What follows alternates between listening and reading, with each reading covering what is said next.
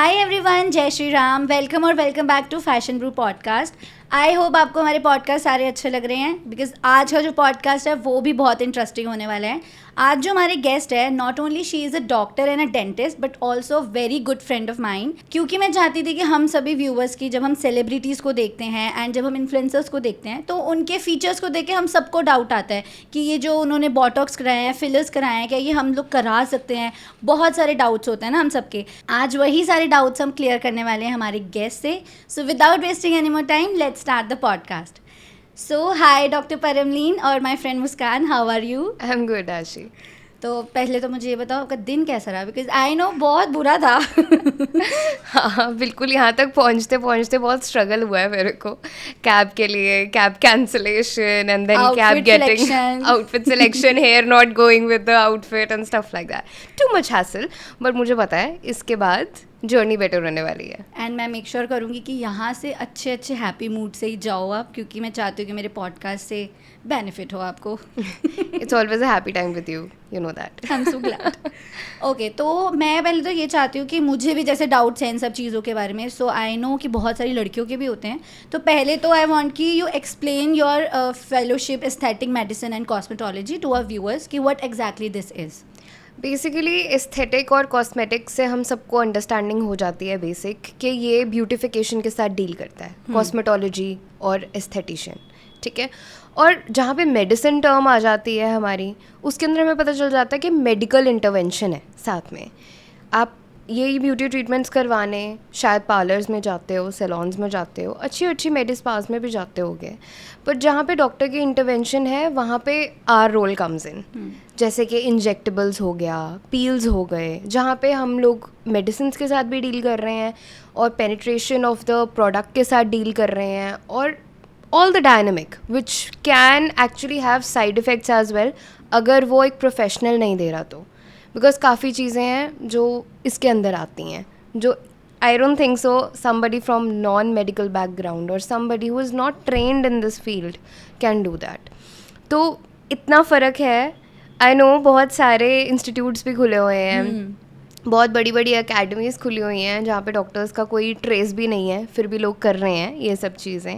Okay, या without having the knowledge, because sadly India is a place जहाँ पे चीज़ों का चेक नहीं होता। I think it is illegal also, but या इट्स इलीगल। ऐसे तो डेंटिस्ट्री के अंदर भी क्वैक्स होते हैं, रोड साइड पे बैठकर डेंचर्स लगा रहे होते हैं। We have seen it on Instagram as well.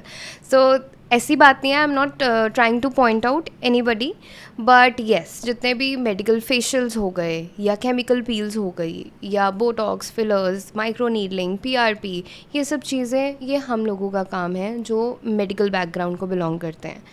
ये कोई भी कर सकता है, एक MBBS भी कर सकता है, एक BDS भी कर सकता है, एक नर्सिंग बैकग्राउंड का कोई भी इंसान कर सकता है, चाहे वो मेल है चाहे वो फीमेल है, irrespective. But they have to go through a training course, a fellowship course, जिसके थ्रू आपको थ्योरी भी क्लियर करना पड़ता है, आपको प्रैक्टिकल भी क्लियर करना पड़ता है उसका। You need to have hands on knowledge as well, but उसके लिए आपको बेसिक मेडिकल की नॉलेज होनी ज़रूरी है। That is the only thing. बिल्कुल। ओके, सो हम प्रॉपर डीपली तो करेंगे पॉडकास्ट में ये सब बातें, बट पहले तो मैं ये भी जानना चाहती हूँ कि आपकी जर्नी कैसे स्टार्ट हुई इस चीज़ में। सो जर्नी स्टार्ट बहुत ही यूनिकली हुई है। It was never something that I thought कि मैं करूँगी, कभी दिमाग में भी नहीं आया। मेरे मम्मा हमेशा से ही बहुत ध्यान रखते थे अपने स्किन का। इवन मेरे को भी नहीं था कि डेंटिस्ट्री से एकदम से इधर शिफ्ट हो जाओगे आप। या and we have been friends since long time now, and वही है, कभी मेंशन नहीं हुआ ऐसे, कभी एक्टिवली दिमाग में थॉट नहीं आया था। But I always had interest in aesthetic dentistry.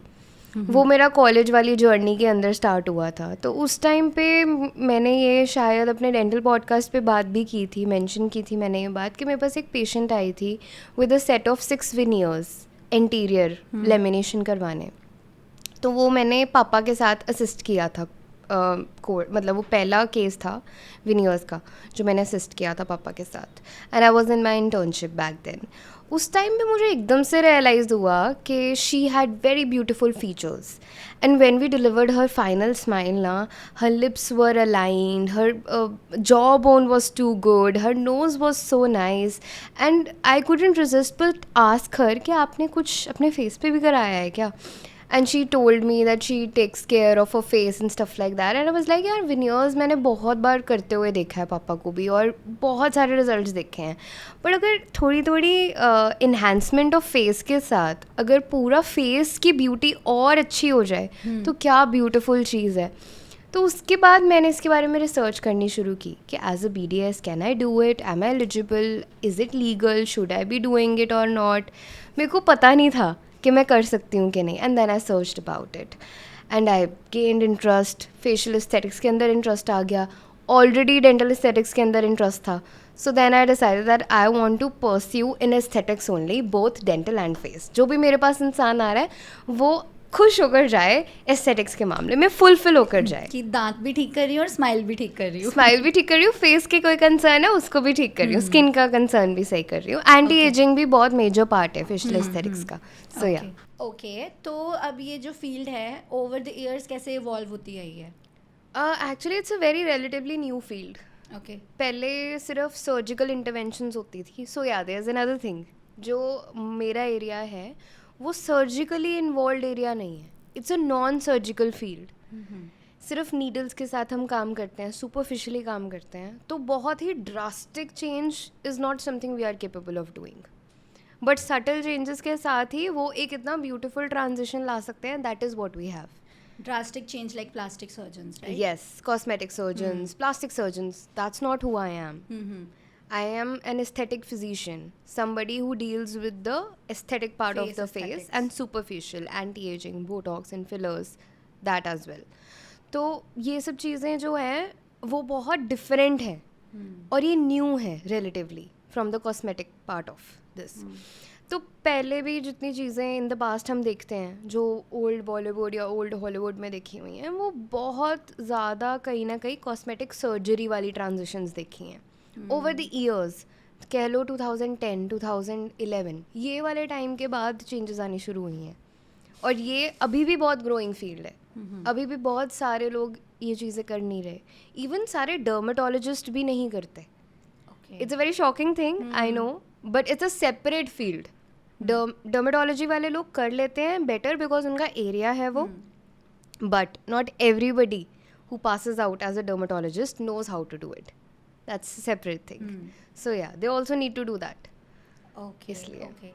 तो मतलब now you have done this course ना, so you know the bad side and the good side of both botox and the fillers and all. तो आपका क्या perspective है इस चीज़ पे? I think इस फील्ड में आने से पहले मेरा भी पर्सपेक्टिव जो व्यूअर्स का या आपका है वही हम था. नहीं कराएंगे, we are हाँ happy कि with the यार natural beauty. बोटॉक्स फिलर्स तो बड़ी ख़राब चीज़ है ना, ये क्यों कराना है. I am not saying it because I am in this field now. I am saying it because मेरे को इस चीज़ की नॉलेज हो गई है. That is why I said कि good side and bad Yeah. side दोनों. Yeah. So the good side is something that I want to discuss later because it's very elaborate. I will start from the bad side of it. Bad side ये है कि coming with unrealistic expectations to the doctor. पहली बात कि हम जा रहे हैं, कोई एक्टर एक्ट्रेस की आप पिक्चर दिखा दो, मुझे ये अचीव करना है, that is not going to happen. And specially not in the one sitting itself. अगर आप एक सिटिंग में बिल्कुल एक ड्रास्टिकली एक अलग इंसान बन के निकल रहे हो, तो आई am not sure that you will be happy with the results in the end.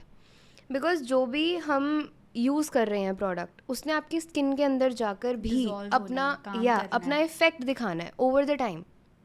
That could be over the weeks, over the days. वो आपका डॉक्टर या आपका एस्थेटिशियन आपको पूरा गाइड करेगा कि इतने डेज में आपको ये चेंजेस दिखने को मिलेंगी. ठीक है. कुछ प्रोसीजर्स के डाउन टाइम भी होते हैं. डाउन टाइम का मतलब क्या है कि जैसे अगर आप केमिकल पील करवा रहे हो या कोई आप PRP करवा रहे हो या माइक्रो नीडलिंग करवा रहे हो, तो कभी कभी डिपेंड्स ऑन कितना हम डीप जा रहे हैं स्किन के अंदर, राइट. तो उसका डाउन टाइम होता है. मतलब आपने वर्कआउट नहीं करना एक पर्टिकुलर टाइम ऑफ डेज़ के अंदर. वो भी डिपेंड करता है कि आप हमने क्या किया आपके ऊपर. आई कान से दिस कि हाँ ठीक है माइक्रो नीडलिंग का इतना डाउन टाइम है, केमिकल पील का इतना डाउन टाइम है. नहीं, it's different. Your face could be different, your doctor could be different, your approach could be different. Multiple चीज़ें की होंगी आपके ऊपर, मुझे नहीं पता. जब तक मैं आपके साथ डायरेक्ट डील नहीं कर रही, I don't know what is happening right now. तो these are the things that also effects this, कि आपको पता होना चाहिए कि what are you dealing with, right. तो अगर आप अनरियलिस्टिक एक्सपेक्टेशन से जा रहे हो, that also gives a lot of pressure to the doctor. कई लोग मना नहीं करते क्योंकि क्लाइंट्स मेनली इसी एक्सपेक्टेशन से आ रहे हैं ना कि हमें Yeah. प्रीति ज़ेंटा बनना है तो प्रीति ज़ेंटा ही बनना है. योर फेस इज डिफरेंट आशी, Yeah, my exactly. Face is different, हमारी नीड्स डिफरेंट हो सकती हैं. ठीक है, वही है, आप किसी एक्टर एक्ट्रेस के साथ बात कर मतलब दिखा रहे हो कि हाँ this is what I want, may be that is not what should be achieved. ठीक है, आप अपने कंसर्न्स के साथ आ सकते हो कि अच्छा ठीक है, I have hollowness under my eyes, और I want to enhance this, और I want to enhance that. ये सब चीज़ें हम कर सकते हैं according to your face structure, rather than this कि I want to look like this. So that is unrealistic expectation. But वहाँ पे रोल बहुत ज़्यादा डॉक्टर का भी है, सिर्फ पेशेंट का नहीं है, बिकॉज अवेयरनेस नहीं है ज़्यादा, बिल्कुल. एजुकेशन नहीं. Half of the time patients के माइंड में ये होता है कि इंस्टेंट रिजल्ट मिलना चाहिए Yeah. हमें, जो कि आई थिंक नहीं होता. बिकॉज हर किसी की बॉडी भी डिफरेंट वे से फंक्शन करती है ना, कि मेडिसिन वाइज भी कुछ मेडिसिन कुछ कईयों की बॉडी में जल्दी इफेक्ट कर देती है, कईयों की लेट करती है. तो जो आपके पेशेंट्स वगैरह हैं इनके माइंड में ये चीज़ें रहती है कि जो सेलिब्रिटी की फ़ोटो हम देख रहे हैं हमें एग्जैक्ट वही चाहिए. Yeah. और हमें रिजल्ट भी जल्दी चाहिए. और आपको डाउन टाइम नहीं पता ना उनका, उन्होंने कब करवाया, कैसे करवाया, कितने प्रोसीजर्स करवाए हैं, you don't know, you just saw the before and after.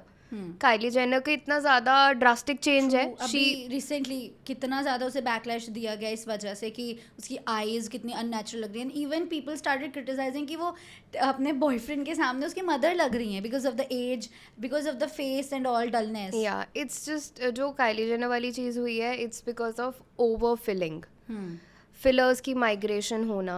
Because जब आप बहुत ज़्यादा फ्रीक्वेंटली करवा रहे हो, लाइक 4-5 मंथ्स के गैप के बाद आप करवा रहे हो, ठीक है, और आपका फिलर अभी भी वहाँ पे पड़ा हुआ है, आपने दोबारा री इंजेक्ट करवा लिया, तो उस टाइम पे क्या होता है कि basically filler is hyaluronic acid. Okay. ठीक है, अगर वो ओवर फिल हो जाए किसी भी जगह पे, क्योंकि स्पेस इतनी होती नहीं है, we are doing it in under your skin right, तो वहाँ पे इतनी जगह नहीं है, तो वहाँ पे वो एक्यूमुलेशन होनी शुरू हो जाती है, इसलिए वो माइग्रेट कर जाता है जब वॉल्यूम ज़्यादा हो जाती है फिलर की.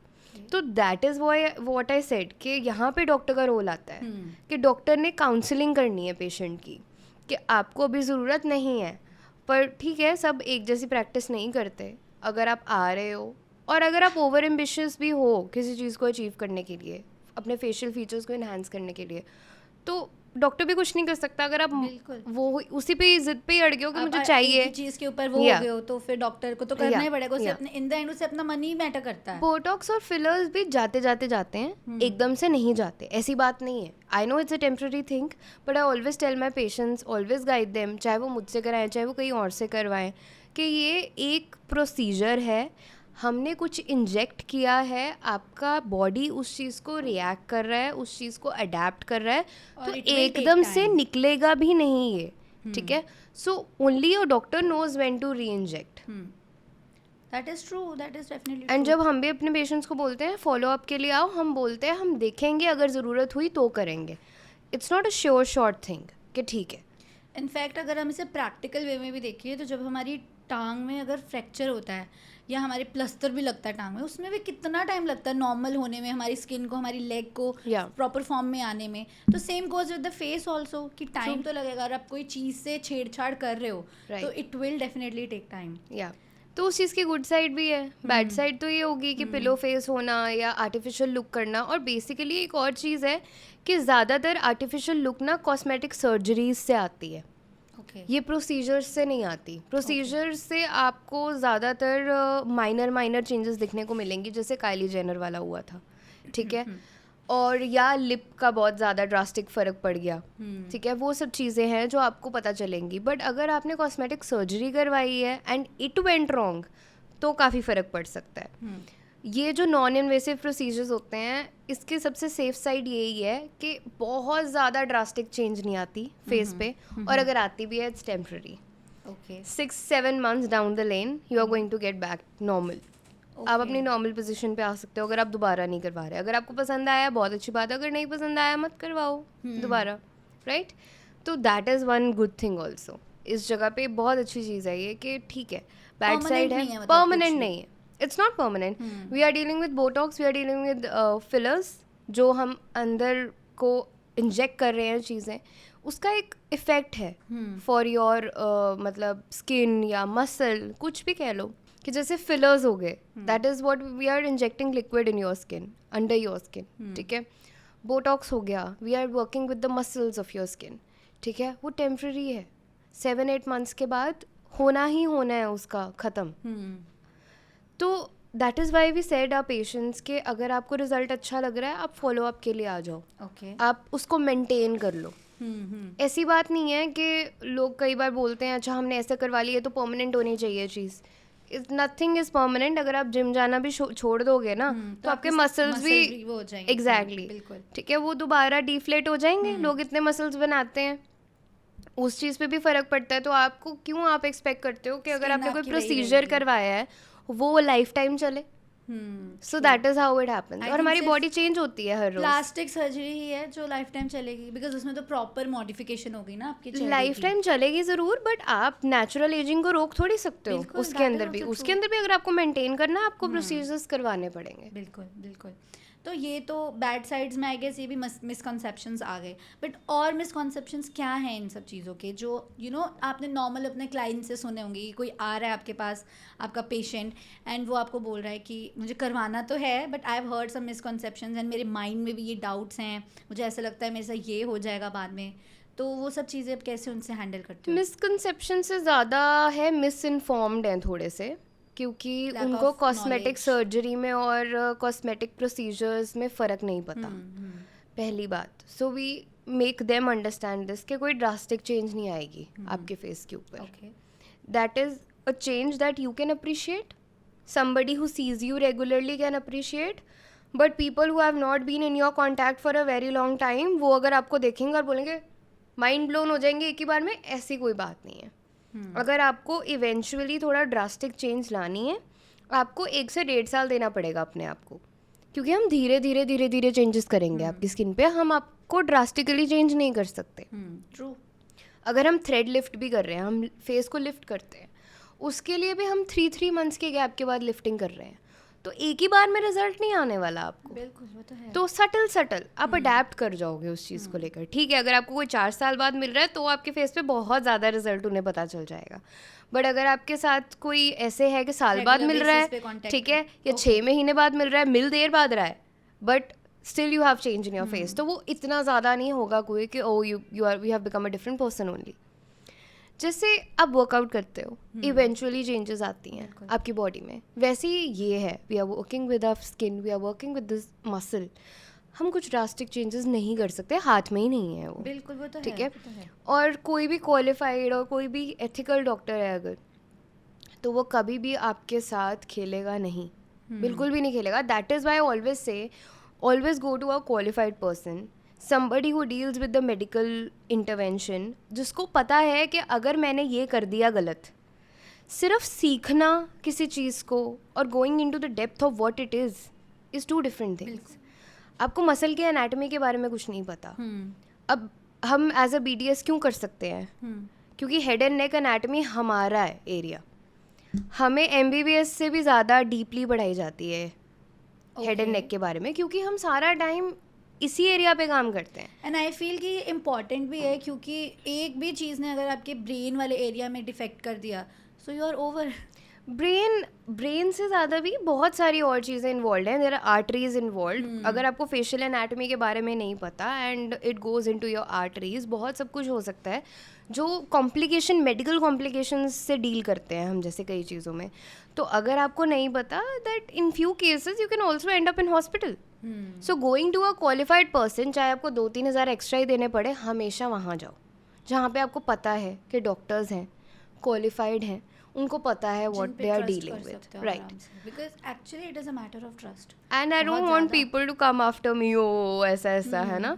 ठीक है, if you are somebody who is from a non medical background, आप एक डॉक्टर ज़रूर हायर करो जो स्पेशलाइज्ड है इसके अंदर। ठीक है, ऐसी बात नहीं है कि you can't run a medi spa without doctors, you can, पर एक आधा डॉक्टर ज़रूर होना चाहिए जिसको पता हो कि क्या हो रहा है, व्हाट प्रोसीजर्स। जैसे जो डीप प्रोसीजर्स हैं वो डॉक्टर्स की सुपरविजन के अंदर ही होना चाहिए, नर्सेज की सुपरविजन के अंदर ही होना चाहिए, because we are dealing with real people, right? बिल्कुल। और हम उन्हें बोल रहे हैं हम आपको ब्यूटिफाई कर देंगे, ये कर देंगे, वो हेल्थ थोड़ी एट पार रखनी है।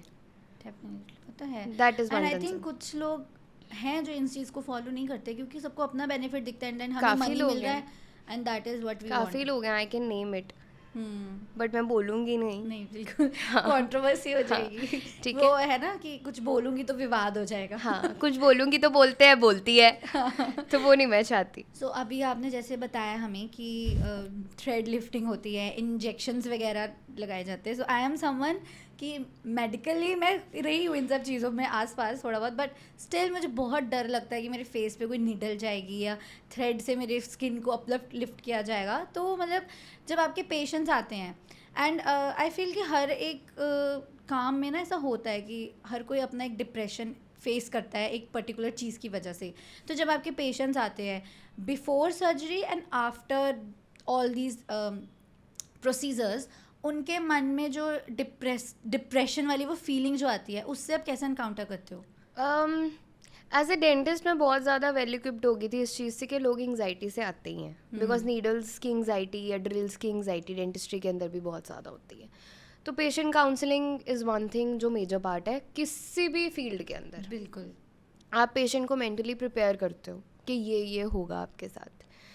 आप चाहे डेंटल चेयर पे लेकर जा रहे हो पेशेंट को, चाहे आप एस्थेटिक चेयर पे लेकर जा रहे हो पेशेंट को, चाहे आप ओटी के अंदर लेकर जा रहे हो जहाँ पे वो कॉन्शियस भी नहीं है, उसके अंदर भी पेशेंट को पता होना चाहिए कि उसकी बॉडी के साथ हम क्या करने वाले हैं।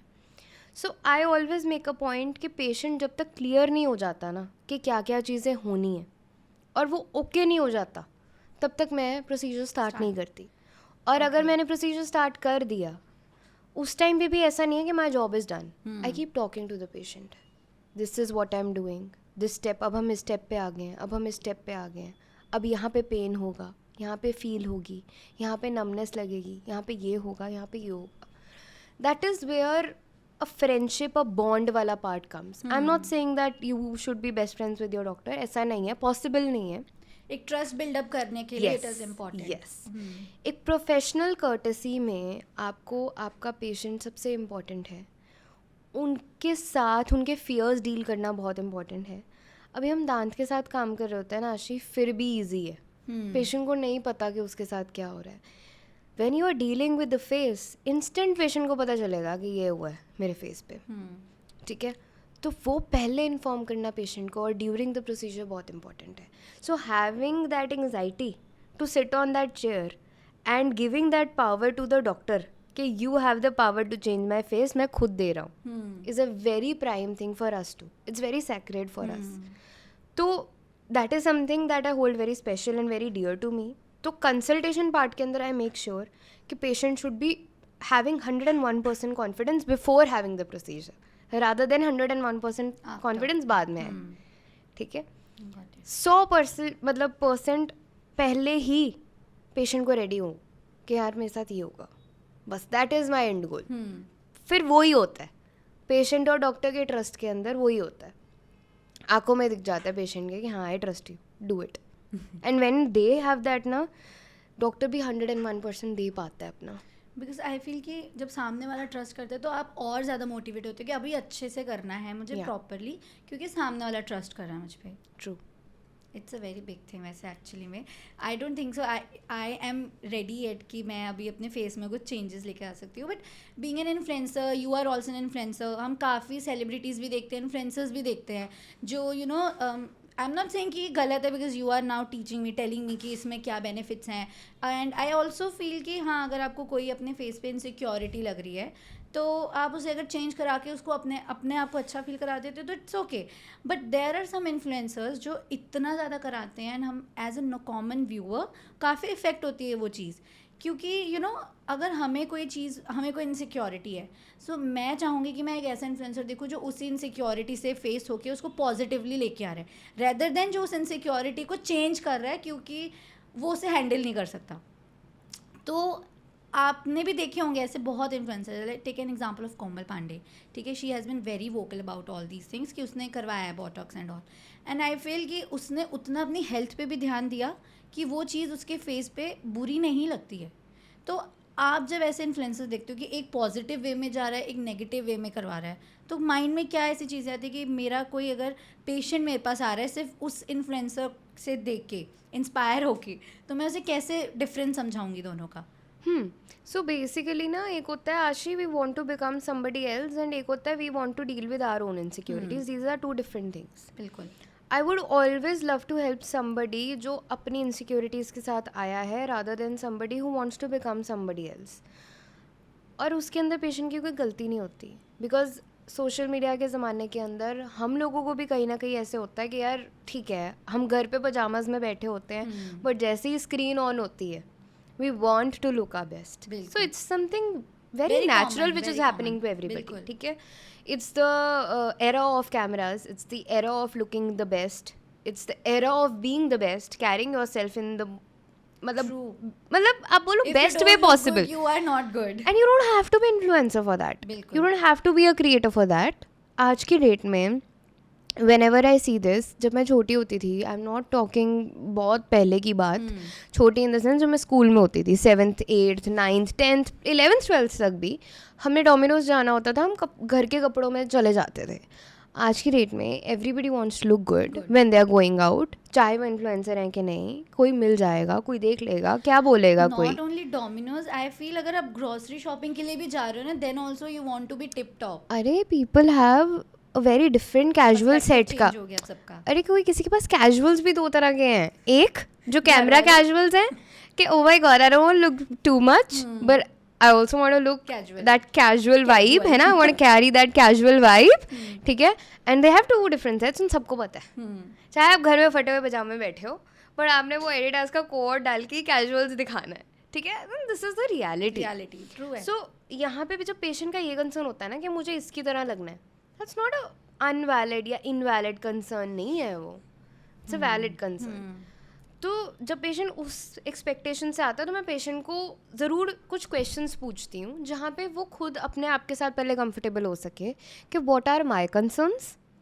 अगर आपके कंसर्न्स ये हैं that you want have acne free skin, और if your concern is that you want a good skin, या आपके रिंकल्स हैं, क्रोफीट्स हैं, एंटी एजिंग है, फैट है, चिन ऑगमेंटेशन करवानी है, कुछ भी, तो that is something that we can deal with. But if you want me to address with something like this कि इसने जो जो करवाया है मुझे वो करवाना है, it might not go with your facial symmetry, पहली बात, and you might not even need those things जो उन्होंने करवाई हैं.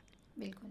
ठीक है, if I go for filler, ठीक है, लिप्स के, it will look very good on me because I have flat lips. ठीक है, अगर मैं एक सिरिंज फिलर लिप्स के साथ जाती हूँ तो it will look very nice, it will enhance my face.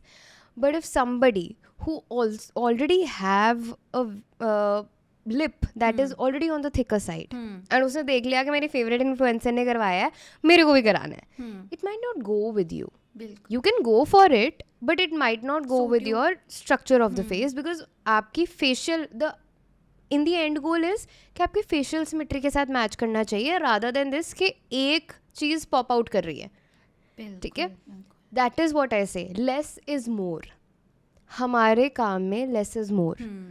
जब पेशेंट बोलता है ना मैंने अंडर आई फिलर करवाया था डॉक्टर साहब, एक सिटिंग के अंदर मेरे को इतना फ़र्क नहीं लगा, दैट्स गुड, अच्छी बात है. आप सेकेंड सिटिंग में आओ, हम करेक्शन करेंगे, रादर देन दिस कि आप पहली सिटिंग में जाओ और वो माइग्रेट कर जाए और एक another problem we have to deal with. ऐसी बात नहीं है कि वो रिवर्स नहीं हो सकता, वो हो सकता है. There is a procedure to reverse it as well, but why to go under that जब हमारे पास ऑप्शन है धीरे धीरे to take it slow. That's what I say all the time. तो डॉक्टर कितना इम्पॉर्टेंट है एक एक्सपीरियंस प्रैक्टिशनर के पास जाना एस्थेटिक मेडिसिन के लिए? एक्सपीरियंस से ज़्यादा अगेन कि बहुत सारे लोग काम कर रहे हैं बिना सर्टिफिकेशन के, बिना किसी मेडिकल बैकग्राउंड के, उससे ज़्यादा इम्पॉर्टेंट पहले ये है कि आप उस चीज़ को डबल चेक करो कि उन्होंने कहाँ से किया है, उनका बैकग्राउंड क्या है, do they know the basics about medical या कुछ भी ऐसी फील्ड के अंदर. ठीक है, वो ज़्यादा इंपॉर्टेंट है. एक्सपीरियंस भी काउंट करता है, बिल्कुल काउंट करता है. बट आज समबडी जैसे अब अगर मैं हूँ, मैं न्यू हूँ इसके अंदर, पर इसका मतलब ये नहीं है that I M bad at it, तो वो एक डिसीजन नहीं बनाने वाला फैक्टर हो सकता. ठीक है, समबडी हु इज़ डूइंग बहुत देर से, ऑब्वियसली वो वाइज हैं उस चीज़ के अंदर, उनको एक्सपीरियंस बहुत ज़्यादा है. बट अगर वो क्वालिफाइड है, ट्रेंड है, तो आप किसी नए डॉक्टर के पास भी जा सकते हो. द मेन थिंग इज़ कि जो जो चीज़ों के साथ आप गए हो आपको वो मिल रहा है, या रादर देन दिस कि आपको प्रॉपर कंसल्टेशन दी गई है, आपको बताया गया है कि ये चीज़ें आपको करवा लेनी चाहिए. ये किसी भी फील्ड के अंदर आप चले जाओ, अगर वो मेडिकल के साथ रिलेटेड है, अगर आपको आपका डॉक्टर वॉक थ्रू कर रहा है ना, through the procedures, through the concerns, through the whole thing, कि चलो ठीक है ये करेंगे हम बिकॉज आपके कंसर्न्स ये हैं ये और ये हैं, ठीक है, तो वो ज़्यादा इंपॉर्टेंट है. वो आपको कंसल्टेशन में पता चल जाएगा. That is the green flag you can look for. कि चलो ठीक है कि कंसल्टेशन के टाइम पे मेरा कंसर्न ये था, मेरा ऐसे केटर किया गया है. अगर पर से आपका मानना है कि आपने माइक्रो नीडलिंग करवानी है क्योंकि आपको किसी A to Z बंदे ने बोल दिया, आपके किसी फ्रेंड ने बोल दिया कि मैंने माइक्रो नीडलिंग करवाई है, उसके बहुत अच्छे रिजल्ट्स हैं. आप डॉक्टर के पास गए, आपने उसको बोला आपने माइक्रो नीडलिंग करवानी है. अगर तो डॉक्टर एकदम से ऐसे ही बैठ गया है कि हाँ चलो ठीक है आप आगे माइक्रो नीडलिंग करवाने, तो हम आ जाओ कर देते हैं, शुरू करते हैं. अगर वो आपकी बेसिक स्किन को चेक नहीं कर रहा, आपको कंसल्ट नहीं कर रहा, आपके कंसर्न्स को सुन नहीं रहा कि आपको ऐसा क्यों लगा कि आप माइक्रो नीडलिंग करवाना चाहते हो, because again this is skin, this is body to body, different results आते हैं, डिफरेंट कंसर्न्स होते हैं. क्या पता उनको वो रिजल्ट मिल गया हो, आप उनसे पूछो आपको रिजल्ट क्या चाहिए, वो आपको प्रोसीजर बता देंगे. शायद माइक्रो नीडलिंग ही हो, मतलब कोई भी प्रोसीजर जो आप करना चाह रहे हो, करवाना चाह रहे हो, वो पहले समझो डॉक्टर से. क्या पता वो प्रोसीजर आपके ऊपर भी होना हो, बट आपकी एक कंसल्टेशन की अपॉइंटमेंट अलग से होनी चाहिए ताकि उस सिटिंग के अंदर हम बैठकर आपके साथ बात कर सके, पेशेंट का कंसर्न ले सके, डॉक्टर भी प्रिपेयर्ड हो कि आपके ऊपर क्या प्रोसीजर करना है क्या नहीं करना. अगर अलग से नहीं करनी कंसल्टेशन, पर से आप दूर से आ रहे हो, ठीक है, तो आपकी एक कॉन्वर्सेशन डॉक्टर के साथ ऑन द कॉल या वीडियो कॉल पे भी होनी ज़रूरी है कि आपका क्या कंसर्न है, ताकि जो भी हम आपके कंसर्न के साथ काम कर रहे हैं उस दिन आके हम उस चीज़ को कैटर कर सके, पर आपको भी उस चीज़ की नॉलेज हो. लोग क्या करते हैं, कंसल्टेशन सिर्फ पैसे पूछने के लिए कॉल करते हैं, तो फिर वो उस चीज़ के ऊपर कोई तुक नहीं बनती. जब आपने जेन्युइनली आपने कुछ करवाना है तो आप फिर प्रॉपर कंसल्टेशन लो, और उसकी पेमेंट भी होती है. ऐसी बात नहीं है कि पेमेंट कंसल्टेशन की कोई पेमेंट नहीं होती. वो तो बिल्कुल होती है. किसी भी आप डॉक्टर के पास कोई मेडिकल एडवाइस के लिए जाओगे, उसका एक अपना प्रोसीजर होता है, पेमेंट होती है. आपने जिस दिन प्रोसीजर करवाना है उस दिन भी आपको कंसल्टेशन देनी ही पड़ेगी. तो why not make it a thing जहाँ पे आप भी क्लियर हो, डॉक्टर भी क्लियर है कि अच्छा आपने ये करवाना है, और पेशेंट भी क्लियर है कि अच्छा मैंने ये ही करवाना है, ये मेरे फेस पे होगा. ओके तो आई फील इसमें बहुत सारी इनोवेशंस वगैरह भी हुई होंगी क्योंकि विद टाइम ये सब चीज़ें चेंज हुई हैं, ठीक है. एंड आई रिमेंबर हमारे टाइम पे तो ये एक ट्रेंड बना था कि जो फॉरेन लड़कियां थी उनको इंस्पायर होकर कुछ इंडियन लड़कियों ने भी बार्बी डॉल्स के जैसे ना अपने फेशियल्स को प्रॉपर चेंज कर लिया था. So that also come in aesthetic medicine. Pillow face उसे बोलते हैं, वही मैंने बोला था, over ambitious to achieve something, है ना. उसके अंदर व्हाट वी डू, मतलब थोड़ा सा कॉस्मेटिक सर्जरी की इंटरवेंशन है फॉर श्योर, क्योंकि इतना ज़्यादा इंजेक्टेबल्स के थ्रू नहीं हो सकता जो बिल्कुल ही चेंज कर देते हैं फेस, ठीक है. अगर होगा तो ओवर द ईयर्स आपको बहुत ज़्यादा करवाना पड़ेगा तो होगा, ऐसे एक बार में इतना एक्सप्लोर नहीं हो सकता फेस, ठीक है. तो या तो आप किसी डॉक्टर के साथ डील नहीं कर रहे वहाँ पे, ठीक है, क्योंकि मुझे नहीं लगता कि कोई डॉक्टर इतना चांस लेगा कि अपनी जो गिवन डोजेज है उससे ज़्यादा करे, क्योंकि बोटॉक्स कैन गो रॉन्ग अगर आप गिवन डोजेज से ज़्यादा कर रहे हो. फिलर्स कैन लुक रॉन्ग, ठीक है. So anything which you are doing एक लिमिट के बाद एक ही सिटिंग के अंदर, it is going to be drastically very bad for your skin, for your face, for your health. कुछ भी हो सकता है, कोई भी साइड इफ़ेक्ट हो सकता है पर से. तो जो पिलो फेस है या ऐसी चीज़ें हैं जो हमने बिल्कुल ड्रास्टिक चेंजेस देखी हैं वो एक बार में नहीं आती, कम से कम एस्थेटिक्स में नहीं आती. तो कहीं ना कहीं they have went undergone through knife surgeries. हो सकता है वो चीज़ लाइमलाइट में ना आई हो क्योंकि लोगों को ज़्यादा पता ही नहीं है कि सर्जरीज और इसमें फ़र्क क्या है. That could be a thing. Okay तो अब तो सेलिब्रिटीज़ वगैरह को देख के आपको पता लग जाता होगा ना कि इसने ये चीज़ करवाई है, इसने वो चीज़ कराई है. To be very honest, yes, sometimes and sometimes no. Would you like to name some celebrities जिनको देख के यू कैन से कि हाँ इन्होंने ये चीज़ करवाई है, but we are talking in a positive way, don't take it in negative way कि हम किसी सेलिब्रिटी को ड्रैग कर रहे हैं कि वो नेचुरल नहीं है अपनी चीज़ में. वी वांट टू नो कि सेलिब्रिटीज़ हैं एंड आई फील उनको नीड भी पड़ती है. विद टाइम सबकी एज आती है, सबकी स्किन ढलने लगती है, सो उनको करना पड़ता है वो सब चीज़ें. आफ्टर ऑल हम फिर देखते हैं उनकी वीडियोज़, फोटोज़, मूवीज सब हम ही देखते हैं. तो कौन से ऐसे सेलिब्रिटीज़ हैं जो आप बता सकते हो कि उन्होंने करवाया है? जैसे जानवी कपूर है, काफ़ी लोग नहीं जानते कि she has also gone under some upliftments. सब लोगों को लगता है सिर्फ बॉडी ट्रांजिशंस के थ्रू गई है, बट नहीं. जैसे स्माइल ट्रांजिशंस के थ्रू जाते हैं वैसे उसने थोड़े थोड़े इन्हांसमेंट्स किए हैं अपने फेस पे. कुछ सर्जिकल हैं, कुछ could be because of Botox and fillers, but बहुत ब्यूटिफुल ट्रांजिशन है उसके फेस पे. एंड मुझे ऐसा लगता है कि सोनम कपूर ने भी करवाया है. ठीक है, बिकॉज आई सॉ कि उसके लिप्स बहुत पतले थे पहले, एंड अब I see that there is a difference, and it is not because of the fat deposition या कुछ ऐसा. ठीक है, क्योंकि एज यू एज आपके fat deposition of the body and the face also changes. तो कई बारी एज के रिलेटेड चेंजेस को लोग बोल देते हैं कि अच्छा इसने फिलर करवाया, इसने बोटॉक्स करवाया. जैसे लोग दीपिका पादुकोण को बहुत ज़्यादा बोलते थे जब वो अभी कॉफ़ी विद करण के सीजन में आई है कि उसका डिम्पल गायब हो रहा है. तो it could be because of fillers और Botox. It's not. It's because कि फैट उसका जो है विद एज, जैसे हम जब 20s में होते हैं हमारा फेस बहुत चबी होता है. ठीक है, सो हमारा फैट होता है यूजुअली फेस के अंदर. इट्स यंग, यूथफुलनेस लेकर आता है फैट. तो that is what is happening with her now. She is in her late 30s early 40s. तो उसका जो फैट डिपोजिशन है बॉडी का वो चेंज हो रहा है, तो इसलिए उसकी डिम्पल की अपीयरेंस भी कम हो रही है. That has nothing to do with the Botox, fillers और एनी कॉस्मेटिक सर्जरी. करवाया होगा पर दिखता नहीं है वो. It's not a drastic change. But हम अब दिखने वाली बात करें तो जैसे काइली जेनर होगी हॉलीवुड के अंदर. Kylie Jenner was all together a different person. बिल्कुल, मतलब उसने प्रॉपर्ली अपना फेस चेंज कर लिया. तो बट इट इज नॉट, हाँ, it is not just possible because of Botox, fillers. Plastic surgery along with this is possible. ठीक है, उसने प्लास्टिक सर्जरी फॉर श्योर करवाई है क्योंकि इतनी चेंजेस नहीं आ सकती. Very different. जब पुरानी फोटोज उसकी देखो आप, इतनी चेंजेस नहीं आ सकती. जैसे माइकल जैक्सन है, he was a different person only. He gone under plastic surgeries, multiple plastic surgeries. एक plastic surgery फेल हो गई I think, तभी that's why end result उनका फेस का बहुत वो था. जब आप multiple time surgery के अंदर जा रहे हो तो obviously there is some वो कि आपकी ओरिजिनलिटी तो खत्म ही हो जाएगी. He was transitioned into a different race only.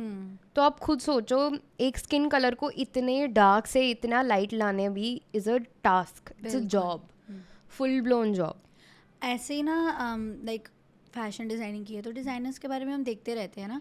So there is a designer Donatella Versace, है ना, यू नो, सिस्टर है वो उनकी. तो उनकी अब बिफोर फोटोज़ देखो, she was so pretty, but उन्होंने भी ये सब चीज़ें करवाई. एंड आई थिंक कि अब जैसे आप समझा रहे हो कि जब आप एक चीज़ को बार बार करवाते हो, जब वो प्रॉपर से अंदर आपके आई भी नहीं है, फिल भी नहीं हुई है, तो वो चीज़ ख़राब करती है. And if you look her face now तो she has puffy eyes, she has swollen lips. तो आई फील कि समटाइम्स द क्वेश्चन इज़ कि when you are already very beautiful, why do you feel the need of changing your face with all these things. And you also know that end result वो ख़राब ही आएगा. No, that's not true. I will not agree to that thing कि इसके कारण हुआ है या मतलब मुझे ऐसा लगता है that is what I want to know कि जब एंड रिजल्ट, क्योंकि हमने जितने भी अभी देखे हैं, चाहे वो माइकल जैक्सन है, चाहे वो ये डोनाटेला वर्साचे है, जितने, इवन काइली जेनर जो आज की जनरेशन की है, उनका फेस कहीं ना कहीं ख़राब हो गया. काइली जेनर का स्टार्ट हो गया ख़राब होना. She is just in her mid-20s and वो mid-40s जैसी लगती हैं. सो इसका क्या एक सीन है कि जो हमारे व्यूअर्स है, if somebody wants to continue या डू दिस, तो उन्हें किस चीज़ से, इन सब चीज़ों से ध्यान रखना है? 100% सबमिट कर दो अपने डॉक्टर को. Okay, when they guide you, facial analysis होती है, ये रिक्वायरमेंट्स के अकॉर्डिंगली एनालिसिस होती है. आपके मतलब फॉलोअप्स होते हैं कि इसके टाइम इतना करेंगे, इसके टाइम इतना करेंगे. जब आप ही पीछे पड़ जाओगे डॉक्टर के कि मुझे ये करवाना ही करवाना है, एक ना साइकोलॉजिकली होने लग जाता है जब आप करवाने लग जाते हो. बिकॉज वो इतनी सी इन्हांसमेंट आपको अच्छी लग रही होती है, बट वो इतनी, हाँ, वो इतनी नोटिसेबल नहीं होती. तो आपको होता नहीं, अब नोटिस करें लोग. अगर आपने लिप फिलर करवा लिया, ठीक है, 6 महीने हुए नहीं आपको लिप फिलर को, आप दोबारा करवाना चाहते हो क्योंकि पहले टाइम लोगों ने नोटिस नहीं किया पर आपको अच्छा लगा. ठीक है, एंड यू वांट कि लोग नोटिस करें. अब आपको ये हो जाता है कि अब पीपल शुड स्टार्ट नोटिसिंग. अब हम कोमल पांडे की बात करते हैं इस बात पे. कोमल पांडे ने ये बहुत ही ओपनली बात की है कि उसने लिप फिलर्स करवाए हैं, उसने बोटॉक्स करवाए हैं. And she personally inspires me a lot as well, क्योंकि मैं एक बच्ची थी जब से मैं कोमल पांडे को देख रही हूँ. पॉप एक्सो की जर्नी थी उसकी, कोमल पांडे की. I think it has influenced very beautifully, क्योंकि कोमल पांडे आज कुछ और है, कल कुछ और है, ऐसे नहीं फील हुआ. बिल्कुल. बट जब मैं कोमल पांडे के एक्सो वाली वीडियोस देखती थी, पॉप एक्सो वाले डेज की वीडियोस, तो मुझे तब रियलाइज होता था हाँ यार कोमल हैज़ चेंज्ड. ठीक है. एक दिन she posted about it and I was so happy about that कि उसने ना ग्रेजुअल चेंजेस कि उसकी स्क्रीन प्रेजेंस भी खराब नहीं हुई.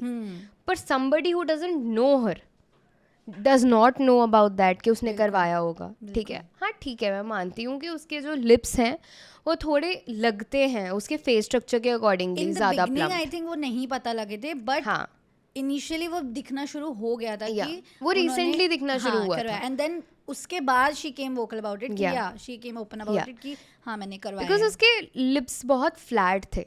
जो पॉप एक्सो की जर्नी अगर आप उसकी पिक्चर्स निकाल के देखो, she had a very flat anatomy of lips, very chubby face and which she has just gotten out because उसने प्रॉपर अपना ध्यान दिया है. उन्होंने वो कम किया है फैट फेस का. उन्होंने अपना प्रॉपर डाइट पे ध्यान दिया है, अपनी प्रॉपर हेल्थ पे, ट्रेनिंग पे, एक्सरसाइज पे, सब पे ध्यान दिया है. सो वही है कि एक ब्यूटी स्टैंडर्ड को लेकर मत चलो कि thicker lips, chiselled face is the only way to look beautiful. It's just that if you have any insecurity, चाहे वो नोज़ को लेकर क्यों ना. अब कई लोगों को पतला नोज़ पसंद नहीं होता, कई लोगों को मोटा नोज़ पसंद नहीं होता. मेरा मोटा है तो मैं क्या करूँ. मेरा तो आई डोंट अंडरस्टैंड किस कैटेगरी में आता है बट मैं इग्नोर करती हूँ. But I am happy with my nose. Me too. मतलब अगर मुझे कोई बोल देना कि your nose is very fat तो I don't see any problem in. Because पहले मुझे लगता था बट अब मैं जब अपना फेशियल एनालिसिस करती हूँ, I have a round face. अगर मैं बहुत शार्प फीचर्स ले आऊँगी अपने फेस के अंदर और मेरा राउंड फेस है, मेरा फेस बहुत आर्टिफिशियल लगने लग जाएगा. It goes with my face की anatomy. It is round face. मुझे कभी ऐसा फील नहीं हुआ. ब्लेंड होता है मेरा फीचर्स के साथ. ये यही होना चाहिए. हाँ ऐसे ही होना चाहिए. Exactly. And that is where a doctor's role come in. आपको आपका डॉक्टर बताता है कि हम क्या चीज़ें कर सकते हैं जिसके कारण आपका अपलिफ्ट हो जाए लुक, रादर देन कि आप अजीब लगने लग जाओ. बिल्कुल. जब कोई चीज़ आपकी फेशियल एनाटमी और एनालिसिस के साथ नहीं जा रही तो आपको वो चीज़ नहीं करनी चाहिए. बट अब आते हैं कोई कंसर्न्स. कई लोगों की ये लाइन बहुत डीप होती है, स्माइल लाइन बहुत डीप होती है. Deepika Padukone has that thing. हाँ दीपिका हैज़ इट. उसने कराया भी होगा फिलर्स के साथ थोड़ा सा सही, क्योंकि वो ये भी हो जाता है. हाँ ये भी हो जाता है. इसके this depression is filled with fillers. What is fillers is hyaluronic acid. तो हम इस डिप्रेशन को फिल करते हैं ताकि इसकी अपीयरेंस जो है वो थोड़ी कम आए. अच्छा, why they need to do it ये भी बता देती हूँ. क्योंकि मेकअप क्रैक करता है. क्रैक लाइंस आ जाती हैं यहाँ पे ना. जब जितनी भी हम यहाँ पे अगर आप करोगे, आप उनका मेकअप का यार पूरा वो होता है. They need to be in makeup most of the time. Bare face बहुत कम होते हैं तो क्रैक लाइंस ना आए इसलिए कभी कभी कुछ चीज़ें करवानी पड़ती हैं. बहुत सारे इन्फ्लुएंसर्स भी कहीं ना कहीं इसीलिए इन सब चीज़ों को लेकर वो हो रहे हैं. अब जैसे I have that thing also, I have hollow eyes. वो मेरी नेचुरली हैं बट कई लोगों की एजिंग के साथ होती हैं. क्योंकि वही मैंने आपको बताया कि फैट माइग्रेट करना शुरू कर जाते हैं जैसे जैसे हम एज करते हैं. Fat deposition in our face reduces और वो ओवरऑल फैट डिपोजिशन नहीं हो जाती, वो जगह जगह पे होती है. जैसे चीक्स जो होती है आपकी श्रिंक कर जाएंगी या इतना सा फैट यहाँ पे इकट्ठा हो जाएगा रादर देन कि पूरी चीक पे फैट है. मिड फेस नेचुरली अगर हम देखें तो even I have seen changes in my mother's face. ठीक है, वह पहले she used to have a very chubby, not इतना chubby but she used flat हो रहा होगा चबी फेस की, जिससे उनके फीचर्स बहुत इजीली पता लगते थे, बहुत अच्छे से दिखते थे. बट नाउ विद टाइम जब उनकी एज आगे बढ़ रही है तो उनकी स्किन जो है वो ऑब्वियसली ढल रही है, तो उनकी चबीनेस भी कम हो रही है. उनकी स्किन प्रॉपर ना पता लगता है कि फीचर्स भी चेंज हो रहे हैं. तो अब हम ये तो नहीं कहेंगे कि उन्होंने कुछ ट्रीटमेंट कराया है. It's because of the age. Time के साथ साथ वो हो रहा है, फीचर्स सब चेंज हो रहे हैं. तो वही है ना कि सोशल मीडिया इस चीज़ को बहुत गलत तरीके से टारगेट कर देता है. जब आप देखते हो somebody in their 50s looking like they are in their 30s, तब तो आप ये बात बोलते नहीं हो कि ये बोटॉक्स फिलर्स के कारण इतनी सुंदर लग रही है. एंड मैं नहीं बोलती सब करवाते हैं, बट मोस्टली अगर आपका यूथफुल फेस है तो आपने कभी ना कभी कुछ ना कुछ ज़रूर करवाया होगा, चाहे वो माइक्रो नीडलिंग क्यों ना हो, as less invasive as that. क्योंकि आपका कोलेजन अच्छा बन रहा है, आप रिंकल्स का ध्यान रख रहे हो, आपका जो फेशियल एनाटमी है, जो फेशियल एजिंग है ना, आप उसको रोक नहीं सकते. बिल्कुल ठीक है. तो इसलिए जितनी भी एक्ट्रेसेस हैं, चाहे वो हॉलीवुड की हैं चाहे वो बॉलीवुड की हैं, अपनी स्क्रीन प्रेजेंस को मेंटेन करने के लिए कहीं ना कहीं फिलर्स की हेल्प ज़रूर लेते हैं. क्योंकि फिलर्स ने एक वॉल्यूम लाना है आपके फेस पे. जैसे जैसे आपकी एज होती रहेगी वॉल्यूम कम होता रहेगा. एज यू सेड कि आंटी के फेस के अंदर यू हैव नोटिस्ड इट कि उनका वॉल्यूम कम हो रहा है. तो youthful appearance is equal to good volume. That does not mean that you have to be fat. बिल्कुल. आप ये भी देखना कभी, जो लोगों का चबी फेस होता है, ठीक है, वो लोग अपनी एज से कम लगते हैं, जेन्युइनली कम लगते हैं. बिल्कुल. आप इवन 50s में देख लो, जिन आंटीज़ का चबी फेस होता है नेचुरली, वो फैट के कारण होता होगा, वो बात अलग है, बट वो एज वाइज थोड़ा कम लगते हैं बिकॉज ऑफ द वॉल्यूम. अगर अभी मम्मा का फेस थोड़ा ढल भी रहा ना, तो भी नोबडी कैन गेस कि वो 50s में ही चल रहे हैं. सबको ये होता है कि हाँ 40s में होंगी, अपने मिड 40s या अर्ली 40s में होंगी, but she is actually in 50s. सो अभी रिसेंटली हमने ना कॉफ़ी विद करण की एक रील बहुत वायरल हुई थी कि उसमें अनुष्का शर्मा को बहुत टारगेट किया गया था, आई थिंक 2-3 years पहले. Duck lips. हाँ. तो दे वर ऑल सेइंग कि वो कटरीना कैफ को कॉपी कर रही हैं, बट आई फील अगर हम कटरीना की भी पुरानी पिक्चर्स देखें, इवन वेलकम मूवी ही देख ले, उसमें भी शी हैज़ फ्लैट लिप्स. ठीक है. एंड नाउ अगर हम देखें तो उन्होंने भी लिप फिलर्स वगैरह शायद यूज़ किए हैं, या वो भी चीज़ें एज वाइज अपने आप लिप्स वगैरह भी चेंज होते हैं. So again this area changes with age as well. ऐसी बात नहीं है, बट yes उन्होंने करवाए हैं हाँ, ट्रीटमेंट्स. क्योंकि इतना ड्रास्टिक चेंज भी नहीं इतना होता, ड्रास्टिक चेंज नहीं आता. वो चीज़ हो गई है. बिल्कुल. जो अनुष्का के केस में था वो फिलर्स नहीं था. Okay. It was not a case of fillers, it was a lip flip. Okay. Lip flip में होता है बोटॉक्स, ठीक है, तो इसीलिए it was irreversible. 6 to 8 months के लिए इरिवर्सिबल था वो lip flip. It was a lip flip that has gone wrong for her. Over ambitious होकर या जो भी है, मतलब टेक्निकली कोई प्रॉब्लम आई हो, डॉक्टर की तरफ से या प्रॉब्लम आई, I don't know, but it was a lip flip. It was not a filler. Filler adds volume, lip flip adds area of the lip. Area of the lip थोड़ा ऊपर हो जाता है. जैसे अनुष्का का लिप दिखता ही नहीं होता था अपर लिप, उसका दिखना शुरू हो गया सारा.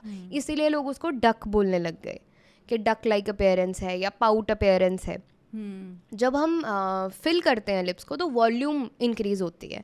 अनुष्का की सिर्फ वॉल्यूम इंक्रीज नहीं हुई थी, उसकी शेप चेंज हुई थी. That is why people had that thing going on कि यार ये नहीं करवाना, ऐसा हो जाता है बोटॉक्स के साथ या फिलर्स के साथ. ऐसी बात नहीं है कि लिप फ्लिप अच्छा नहीं लगता लोगों पर, बहुत अच्छा लगता है, but you have to go slow. बिल्कुल. अगर आपने एस्थेटिक्स के अंदर लॉन्ग टर्म पे रिजल्ट्स लेने हैं तो have patience, first thing. Second thing, submit to the doctor. वो अपने आपको केसेस दिखा रहा है, वो आपको बता रहा है कि हम ये करेंगे. बहसो मत वहाँ पर. ठीक है, इंटरनेट पे सब कुछ फैंसी लगता है. बिल्कुल. आप किसी के इंस्टाग्राम पेज पे जाओगे, वो उसकी जर्नी नहीं शेयर करेंगे, ठीक है, और अगर कर भी रहे हैं तो उसकी बातें पीछे वाली नहीं शेयर होंगी. आपको ट्रस्ट करना पड़ेगा उस प्रोसेस में, क्योंकि this is what you are going to deal with at least for 7 to 8 months, if not permanent. So you need to be okay with it. उस चीज़ में फिर कंपैरिजन नहीं आना चाहिए कि अच्छा यार वो फलाने डॉक्टर ने तो एक दिन में कर दिया, आपसे क्यों नहीं हो रहा. हो जाएगा, कर दोगे, बट आपकी बॉडी कैसे रिस्पॉन्ड करेगी हमें भी नहीं पता. कुछ चीज़ें नेचुरली अंदर जाके होंगी. हर एक की बॉडी हर एक मेडिकल ट्रीटमेंट पे अपने वे से रिएक्ट करती है. एंड अब एज यू आर टेलिंग कि डॉक्टर्स के ऊपर ट्रस्ट करना चाहिए, ये वो है, तो इन सब चीज़ों के लिए ना मुझे नहीं पता था कि एक स्पेसिफिक कोर्स भी है ये. ठीक है, तो आई वांट टू नो कि आपका कोर्स का, स्टडी का इस चीज़ में क्या ऐसा सीन रहा है, ताकि जो हमारे व्यूअर्स हैं, अगर if anybody is interested now after watching our doctor Parmleen कि हम भी जा सकते हैं fellowship aesthetic and medicine and all में, तो आप अपना कोर्स वाइज कैसे कर रहे हो इस चीज़ में. So basically to be eligible for this, जो लोग एथिकली करवा रहे हैं इस कोर्स को, बहुत लोग हैं जो अनएथिकली कोर्स को भी करवा रहे हैं, मतलब किसी को भी सिखा रहे हैं बोटॉक्स फिलर्स भी. ठीक है, जो नहीं होना चाहिए, that should not be the deal, क्योंकि बोटॉक्स फिलर्स अगर आप किसी नॉन मेडिको को सिखा रहे हो तो आपके ऊपर भी क्वेश्चन हो सकता है एज अ डॉक्टर कि why you are doing that. ठीक है, because they are not eligible for that. तो दूसरी बात ये है कि you need to have your जो हमारा लाइसेंस होता है, जैसे मेरे को डेंटल लाइसेंस मिला है, वो मुझे हमेशा अपने पास रखना पड़ेगा टू शो कि मैं डॉक्टर हूँ. ओके, ठीक है, अगर मुझे एथिकली काम करना है तो. और that is how you enrol in these institutes. जब ये इंस्टीट्यूट्स में आप जाते हो तो आपसे वो पूछते हैं कि आप कौन से फील्ड के डॉक्टर हो. आप MBBS हो, आप BDS हो, 2 ही ऑप्शंस देते हैं वैसे. अभी कई लोग होम्योपैथी वगैरह वाले भी कर रहे हैं, but that is not their field, because उनका इंजेक्टेबल का कोई काम नहीं है. फिजियोथेरेपी वाले कर रहे हैं, होम्योपैथी वाले कर रहे हैं, आयुर्वेदा वाले कर रहे हैं। आयुर्वेदा वाले कर रहे हैं फिर भी समझ आता है, बिकॉज वो इंजेक्टेबल्स के साथ डील करते हैं, क्योंकि आयुर्वेदा वाले काफ़ी जनरल प्रैक्टिस भी करते हैं। तो जो लोग इंजेक्टेबल्स के साथ डील ही नहीं करते, अगर वो लोग आ रहे हैं और उनको ना फेशियल एनाटमी के बारे में कुछ पता है, तो that is a little questionable for me. मुझे नहीं पता कि उसका क्या स्कोप है क्या नहीं। But being a dentist, because head and neck हमारा एरिया है, MBBS जो डर्मैट नहीं भी है वो BA कर सकता है, और वो करते भी और अच्छा काम करते हैं, ऐसी बात नहीं है, काफ़ी अच्छा करते हैं, बिकॉज उनको भी उन सब चीज़ों की नॉलेज है, ड्रग की नॉलेज है, एनाटमी की नॉलेज है, सब बेसिक नॉलेज है। And then you get trained in this. फिर इंस्टीट्यूट्स वाले आपको सिलेक्ट कर लेते हैं जब आप उन्हें पता चलता है कि आप डॉक्टर हो, ठीक है। फिर then they get the call from, मतलब you get a call from them and stuff like that. उसके बाद उस चीज़ का एक कोर्स होता है। कभी कभी कोई लोग 30 डेज़ का कोर्स करते हैं, और फिर कई लोग 3 मंथ्स की फेलोशिप ऑफर करते हैं। Basically it's a fellowship course. Okay, fellowship could be from anywhere from 3 months to 6 months. Okay. अब इसके भी क्राइटेरियाज होते हैं। कई इंस्टीट्यूट आपको सर्टिफिकेशन तब प्रोवाइड करवाते हैं जब आपने रिटन एग्ज़ाम दिया होता है, और आपने ओरल एग्ज़ाम दिया होता है, और आपने पेशेंट एग्ज़ाम दिया होता है, जिसे प्रैक्टिकल बोलते हैं। तो 3 एग्ज़ाम्स होते हैं जो हम कॉलेज के टाइम पे भी जैसे हम देते हैं एज डॉक्टर्स, ठीक है। यही तीनों कैटेगरीज होती हैं कॉलेज के टाइम पे भी, जब हमारे को डिग्रीज मिलती हैं। तो किसी भी तरीके का अगर फेलोशिप कोर्स है, अगर एग्जामिनेशन के थ्रू आप जा रहे हो, आपका कॉन्फिडेंस भी इंक्रीज़ होता है। एक होते हैं सिर्फ हैंड्स ऑन ट्रेनिंग कोर्स, वो फिर फेलोशिप कोर्स नहीं होते। उसके अंदर आप जैसे कोर्स करके आए हो, आपको अपनी किसी स्किल को पॉलिश करना है, तो आप हैंड्स ऑन तब कर सकते हो कि ठीक है आपने कोर्स किया हुआ, आपने अपने बेसिक्स आपके डन है, तो आप अपने आप को इन्हांस करने के लिए कहीं जा रहे हो, ठीक है, वो अलग चीज़ है। तो सेकंड ये है कि आप या तो पहले हैंड्स ऑन के लिए चले जाओ, आपको थोड़ा कॉन्फिडेंस हो जाएगा, आप एक्विंटेड हो जाओगे चलो कि क्या होता है कोर्स के अंदर, क्या कर सकते हैं, उसके बाद आप एग्जामिनेशन के लिए जा सकते हो। तो ईदर वेज आप कर सकते हो, पर मुझे ऐसा लगता है कि दोनों चीज़ें इंपॉर्टेंट है। ओके। क्योंकि आप डॉक्टर हो, अगर आपने प्रैक्टिकल एग्ज़ाम के साथ डील किया है, आपने थ्योरी एग्ज़ाम के साथ डील किया है, आपको काफ़ी कॉम्प्लिकेशंस का पहले ही पता चल जाता है कि ये कॉम्प्लिकेशंस आने वाले टाइम पे मेरे को शायद हेल्प करते इन्हांस करने के अंदर, मतलब मेरे स्किल इन्हांसमेंट के अंदर हेल्प कर दे, पेशेंट डीलिंग में हेल्प कर दे, शायद कहीं ना कहीं प्रोग्नोसिस के अंदर हेल्प कर दे। डायग्नोसिस तो हम बना लेंगे बेसिक ट्रेनिंग के अंदर, बट कभी कभी हमारे को प्रोग्नोसिस का नहीं होता पता।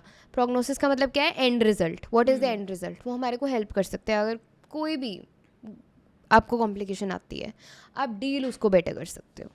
दैट्स इट, दैट इज़, मतलब थोड़ा साइकोलॉजिकली इफेक्ट आता है आपको इस चीज़ का कि चलो ठीक है, I M qualified, exactly qualified for this thing. जब सिर्फ ट्रेनिंग करते हो, कहीं ना कहीं उस चीज़ का एक आपको रहता है कि I am just trained, I am not qualified. So ये चीज़ होती है, which is a very huge difference. तो अभी लाइक वी ऑल नो कि सोशल मीडिया का बहुत इम्पैक्ट है, ठीक है। एज अ कॉमन व्यूवर भी मैं बताऊंगी, एज ए इन्फ्लुएंसर भी मैं बताऊंगी कि हम आए दिन नई रील्स में देखते हैं कि कितनी सुंदर लग रही होती है influencers, right. So when you know जब आप किसी अपने पेशेंट से बात कर रहे होते हो, तो क्या आप उनको किस तरह से आप उनको समझाते हो कि उनकी नेचुरल ब्यूटी और अनरियलिस्टिक ब्यूटी स्टैंडर्ड के थ्रू जो वो ये चीज़ करवाना चाहते हैं, उसके बीच में क्या डिफरेंस है? क्योंकि एज अ क्लाइंट हम तो यही चाहेंगे, एज अ पेशेंट हम यही सोचते हैं ना कि ये जो हमारा नेचुरल फीचर है, हमें जो नहीं पसंद या जिसे हमें इन्हेंस करवाना है, वो हमारा ऐसे इन्हेंसमेंट वाला ही रहना चाहिए। तो वो जो डिफरेंस है वो आप कैसे मेनटेन करते हो?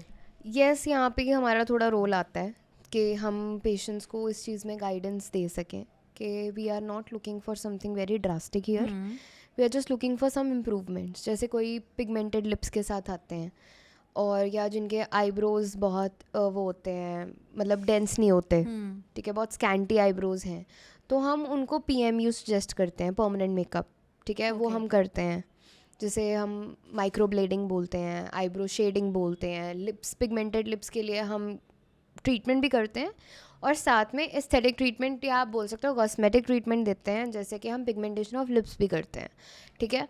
तो वो जो ओवर एम्बिशन है पेशेंट का कहीं ना कहीं कि मुझे यहाँ पे चाहिए, तो वहाँ पे इट्स ओके। जैसे कि आपने लिप का कलर डार्क लेना है, इट्स ओके, पेशेंट को पता है कि मेरे को कहाँ क्या चाहिए या मैं कैसे कलर्स वेयर करता हूँ, तो हम वहाँ पे कर सकते हैं, पेशेंट की बात सुन सकते हैं।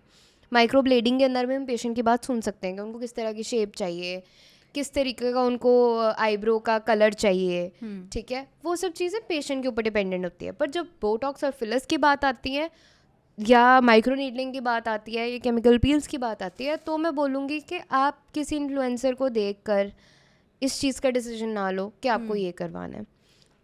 वो तो हम आपके सबसे साथ major बैठेंगे पॉइंट है जो सबको अपने दिमाग में रखना चाहिए. And let's have an action plan कि ठीक है, आप फर्स्ट मंथ आए, हम यहाँ से स्टार्ट करेंगे. अगर आप न्यू हो बिल्कुल ही, तो हम इतना मिनिमल से स्टार्ट करेंगे, फिर धीरे धीरे धीरे धीरे वी कैन गो ऊपर.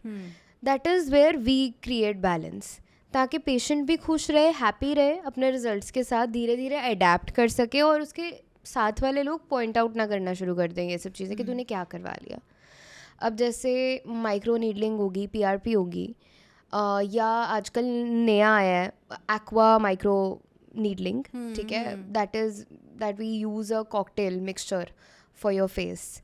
उसके अंदर we do fillers, botox and some vitamin या ग्रोथ फैक्टर्स इन्फ्यूज़ करते हैं. और वो इंजेक्ट नहीं करते हम, तो माइक्रो नीडलिंग के अंदर हम डालते हैं. तो वो यंग लोग हम लोगों की तरह जो हैं वो भी करवाते हैं. उसके साथ पोर्स हो गए, जितने हमारे जो सुपरफिशियल पोर्स होते हैं उसके ऊपर बहुत अच्छा रिजल्ट आता है.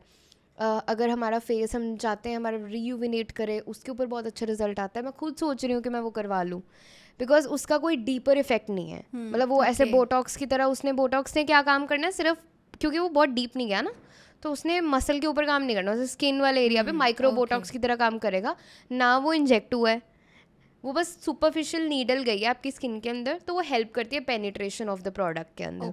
जैसे वो बहुत अच्छा है. वो थोड़ा एक्सपेंसिव ज़रूर है, बट वो हर बंदा करवा सकता है. मतलब वो अगेन ऐसा नहीं है कि अब ये सुन के सारे जाने वो करवाना शुरू कर दें, बट इट इज़ समथिंग कि जो हम अपनी हेल्थ के लिए भी, फेस की हेल्थ के लिए या स्किन की हेल्थ के लिए भी अच्छा कर सकते हैं. But it is only recommended for the people who are in their 20s. उससे नीचे नहीं, क्योंकि उससे नीचे इट्स वेरी यंग स्किन.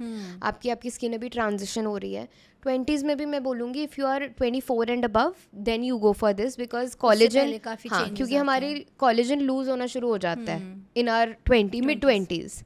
तो when our collagen starts breaking, तो हमारे को थोड़ी थोड़ी एक्सटर्नल ट्रीटमेंट्स की हेल्प लेनी पड़ती है, चाहे वो मेडिकल फेशियल्स हो, चाहे वो PRP हो, चाहे वो उसको बोलते हैं ना मतलब what high maintenance things I do to be low maintenance. वो ही है ये चीज़ कि have a simple but a good skin care. Be it expensive, that's not a problem. Be it inexpensive, that is also not a problem. But choose the things that suit your skin type. ठीक है, it doesn't have to be very expensive to be good, but it doesn't have to be like ऐसे कि आप एक चीज़ कुछ और use कर रहे हो, एक चीज़ कुछ और कर रहे हो. इंटरनेट ने बोल दिया रेटिनॉल अच्छा है तो रेटिनॉल लगाना शुरू कर दिया. इंटरनेट ने बोल दिया सैलिसिलिक अच्छा है तो सैलिसिलिक लगाना शुरू कर दिया. Consult your doctor, consult your aesthetic physician और your dermat or any doctor that you are trusting. But I will again say trust your doctor. And doctor has to be there. बिल्कुल. So तभी वो आपको guide कर पाएंगे. ये चीज़ तो मैं बिल्कुल अपने व्यूवर्स को बताऊंगी. ये ऐसी किसी जगह पे जाओ ही मत अपनी स्किन को लेके, अपने फेस को लेके उसमें चेंजेस लाने के लिए जहाँ डॉक्टर्स ही नहीं हैं. क्योंकि गल को कोई प्रॉब्लम होगी तो आप ब्लेम भी किसको करोगे? वो तो ऑलरेडी डॉक्टर नहीं है, वो ऑलरेडी उसमें प्रोफेशनल नहीं है, उनकी ना एक्सपर्टीज़ है. वो बस जो सीख कर आए हैं वही करने वाले हैं आपके ऊपर.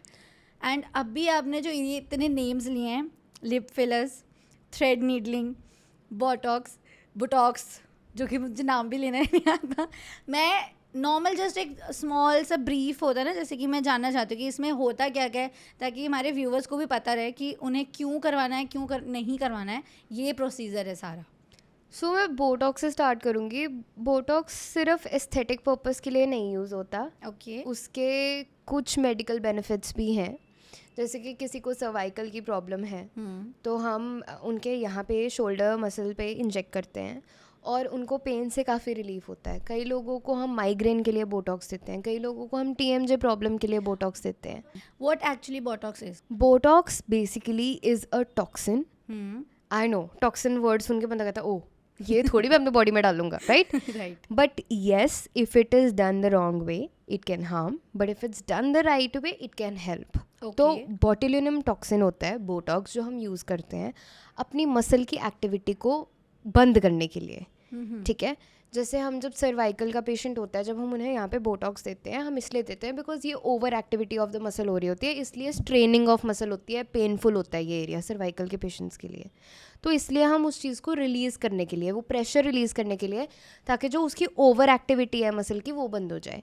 जो हम रिंकल्स के लिए देते हैं वो भी हम इसलिए देते हैं कि हमारे जो एक्सप्रेशंस बन रहे हैं ये किस लिए बन रहे हैं, ये मसल्स कारण बन रहे हैं। तो हम मसल्स की एक्टिविटी को रिड्यूस करते हैं। तो बेसिकली हमने मसल को एक तरह का बोल दिया है कि तू रिलैक्स हो जा, right? That is what happens. So it is targeted on the muscle itself. तो जब हम बोटॉक्स बहुत अग्रेसिवली करवाने लग जाते हैं, हर 3 महीने बाद बोटॉक्स करवा रहे हैं, आई एम नॉट सेइंग कि आप फॉलो अप के लिए जा रहे हो, फॉलो अप इज़ ओके। अगर आपके डॉक्टर ने आपको बोला कि हमने इतना ही किया है पर हमने इतना करना था इसलिए हम 2 सिटिंग्स में करेंगे, दैट इज़ ओके, ठीक है। But if you are saying कि आपने अपनी ट्रीटमेंट कर ली और उसके बाद 6 महीने बाद दोबारा जा रहे हो, फिर 6 महीने बाद दोबारा जा रहे हो, फिर 6 महीने बाद दोबारा जा रहे हो, बोटॉक्स के लिए ओवरडू कर रहे हो, क्योंकि आपने एक रिंकल लाइन देख ली तो आपको यार मेरा बोटॉक्स ख़राब हो रहा है, मेरा बोटॉक्स ख़राब हो रहा है। ऐसा नहीं होता। बोटॉक्स लूज होते होते मसल एक्टिव होते होते एक्टिव होएगी। ऐसे एकदम से नहीं ओवरनाइट एक्टिव होगी कि चलो ओवरनाइट बंद होगी, ओवरनाइट एक्टिव होगी। कि जब हम बोटॉक्स इंजेक्ट भी करते हैं तो हम पेशेंट को बताते हैं कि it might take 30 to 40 days for us to see the final result of the botox. क्योंकि हमारा मसल पहले एक्टिव था, फिर डीएक्टिवेट होते होते होते होते एक्सप्रेशन लाइंस कम होती होती होंगी। अगर आपका बिल्कुल ही एरिया फ्लैट हो गया तो आप अननेचुरल लगोगे। तो है our concern is to reduce that, minimize that. 10 साल पीछे करना है आपको, 25-30 साल पीछे नहीं करना हमने। अब बिल्कुल तभी मैं बोला कि अगर ओवर एम्बिशन हो गए तो आप आर्टिफिशियल लगने लग जाओगे, it will not look good. Actually the most beautiful thing about humans is imperfections. अगर थोड़ी बहुत इम्परफेक्शन है ना, अगर 1-2 रिंकल्स दिख भी रहे हैं ना बोटॉक्स के बाद, उसने आपकी ब्यूटी को इन्हांस करना है, खराब नहीं करेगा। So trust the process, trust your injector, trust your doctor. जो वो बोल रहा है उसको सुनना बहुत ज़रूरी है। तो बोटॉक्स इज दिस, ठीक है। अब फिलर्स की बात करें तो fillers is something that adds volume to your face. चाहे वो आप अंडर आइज करवा लो, चाहे वो आप चीक्स पे करवा लो, चाहे आप अपनी बोन को मतलब इस चीज़ को रीशेप करने के लिए करवा लो। आप नोज़ को रीशेप करवा सकते हो फिलर्स डलवा के। वो भी डिफरेंट तरह के फिलर्स होते हैं। सॉफ्ट फिलर होता है, हार्ड फिलर होता है। जहाँ पे हमने बोन स्ट्रक्चर के साथ काम करना है हम हार्ड फिलर्स यूज़ करते हैं। जहाँ पे हमने स्किन के साथ काम करना है, हमने वॉल्यूम ऐड करनी है, हम सॉफ्ट फिलर्स यूज़ करते हैं। कभी कभी मिक्सचर भी हो जाता है किसी चीज़ का कि हाँ चलो हमने इस एरिया पे ये किया, उस एरिया पे ये किया, according to the needs of the patient कि मुझे ये चाहिए। तो जो जॉ लाइन की चेंजेस आती हैं वो भी इसी चीज़ में आती हैं कि कुछ यू कैन डू फिलर्स वहाँ पे। जॉ लाइन पे भी फिलर्स के साथ आप काम कर सकते हो, आप थ्रेड्स के साथ काम कर सकते हो। ये थ्रेड्स नीडल वाला जो मैंने आपसे सुना है वो काफ़ी ट्रॉमेटाइजिंग था अभी मेरे लिए। वो सुनते ही मुझे गूज़बम्स से आ गए थे कि क्योंकि I don't find it very easy. कोई आपके अंदर ऐसे नीडल घुसा रहा है, ऐसे फिर पुल अप कर रहा है। मैंने स्टोरीज देखी हैं आपकी and I would like to know the procedure. So basically threads भी ऐसे होते हैं कि आपको टॉपिकली लोकल एनेस्थीसिया लगाया जाता है, और जब आपके थ्रेड्स हम डाल भी रहे हैं, पेनिट्रेट कर रहे हैं स्किन के अंदर, तो भी ऐसा नहीं होता कि हमने बस डाल दिया। We give local anaesthesia there, sometimes we give the anaesthesia inside the skin also जब हम थ्रेड्स डाल रहे हैं। तो ऐसी बात नहीं है कि it's a very extremely painful process. Yes, it is uncomfortable sometimes, but it is not very extreme in terms of pain. It is not. क्योंकि क्या होता है, जो आपने चीज़ कराई नहीं ना उसका फोबिया होना इज़ ओके। जब आपको मैं नीडल की बात करूँगी, आपको बोलूँगी घुसा रही हूँ अंदर, आपको डर लगेगा, बंदा भी है डर लगना, ठीक है। But again that is where the role of doctor comes in. मैं अपने पेशेंट को आर्मेंटेरियम दिखाती हूँ। What is armamentarium? चीज़ें दिखाती हूँ जिस चीज़ों के साथ मैं काम करने वाली हूँ कि this is thread, this is वो। थ्रेड्स भी कितने तरह के होते हैं। कुछ होते हैं सुपरफिशियल थ्रेड्स, जो थ्रेड्स हम यूज़ करते हैं सिर्फ रीयूविनेशन ऑफ द फेस या पोर्स की मतलब मिनिमाइज़ करने के लिए, वो हम सुपरफिशियली यूज़ करते हैं। उसकी तो पेन ही नहीं होती, बिल्कुल नहीं होती, कोई पेन नहीं होती उसकी। मतलब अगर मैं इंजेक्ट भी कर रही हूँ, अगर हाथ किसी का साफ़ है तो पता नहीं चलेगा। मेरा पहला पेशेंट ही मोनो थ्रेड का था और जेन्युइनली नहीं पता चला पेशेंट को। And that is when I realised कि अच्छा थ्रेड्स भी बहुत तरीके के होते हैं.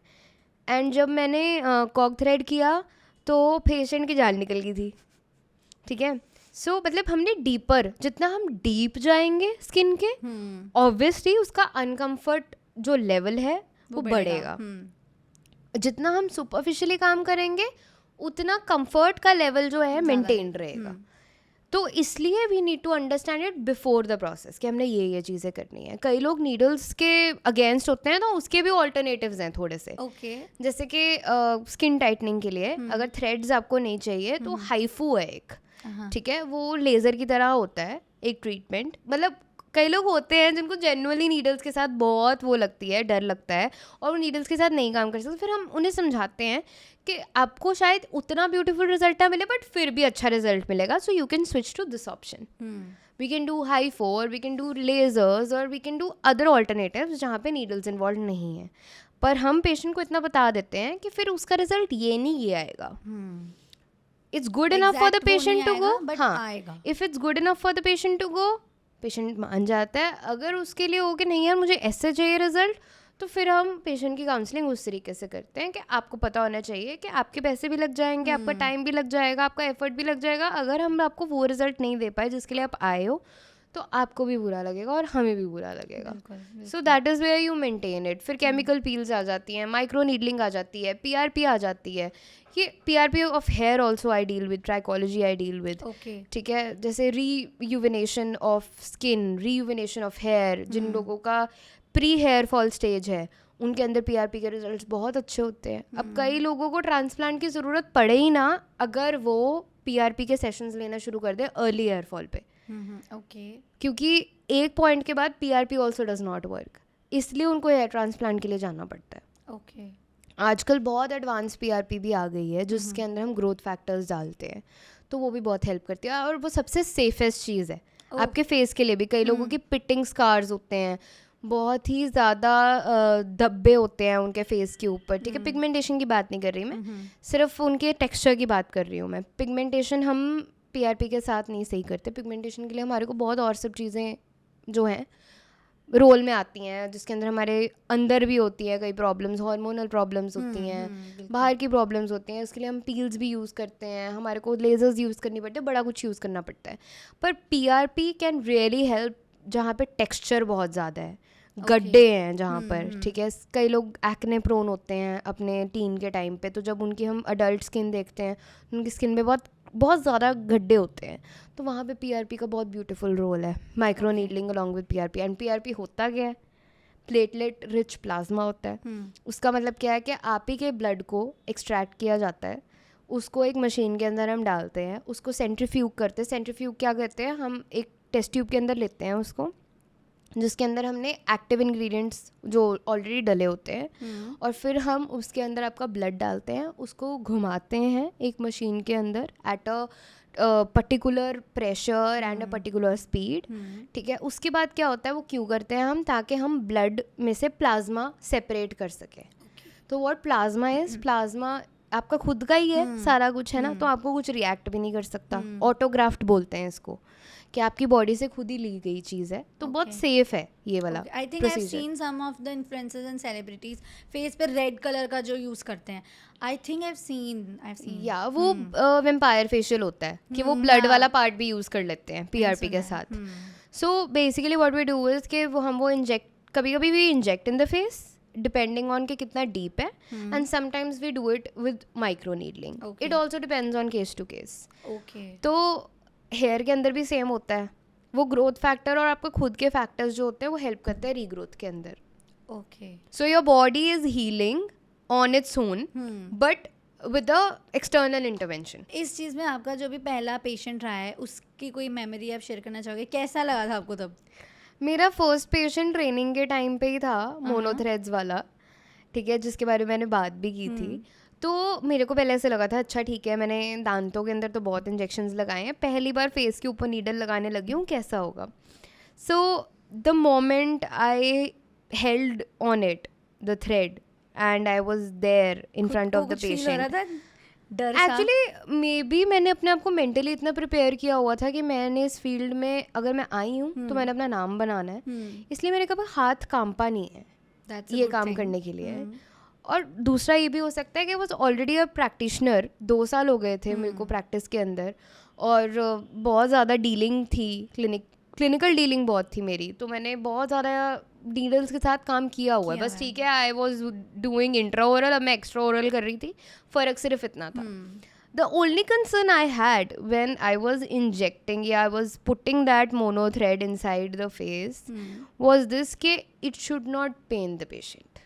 कि मेरा हाथ इतना अच्छा होना चाहिए कि इतना सुपरफिशियल डालने वाली चीज़ है तो उसको महसूस ना हो।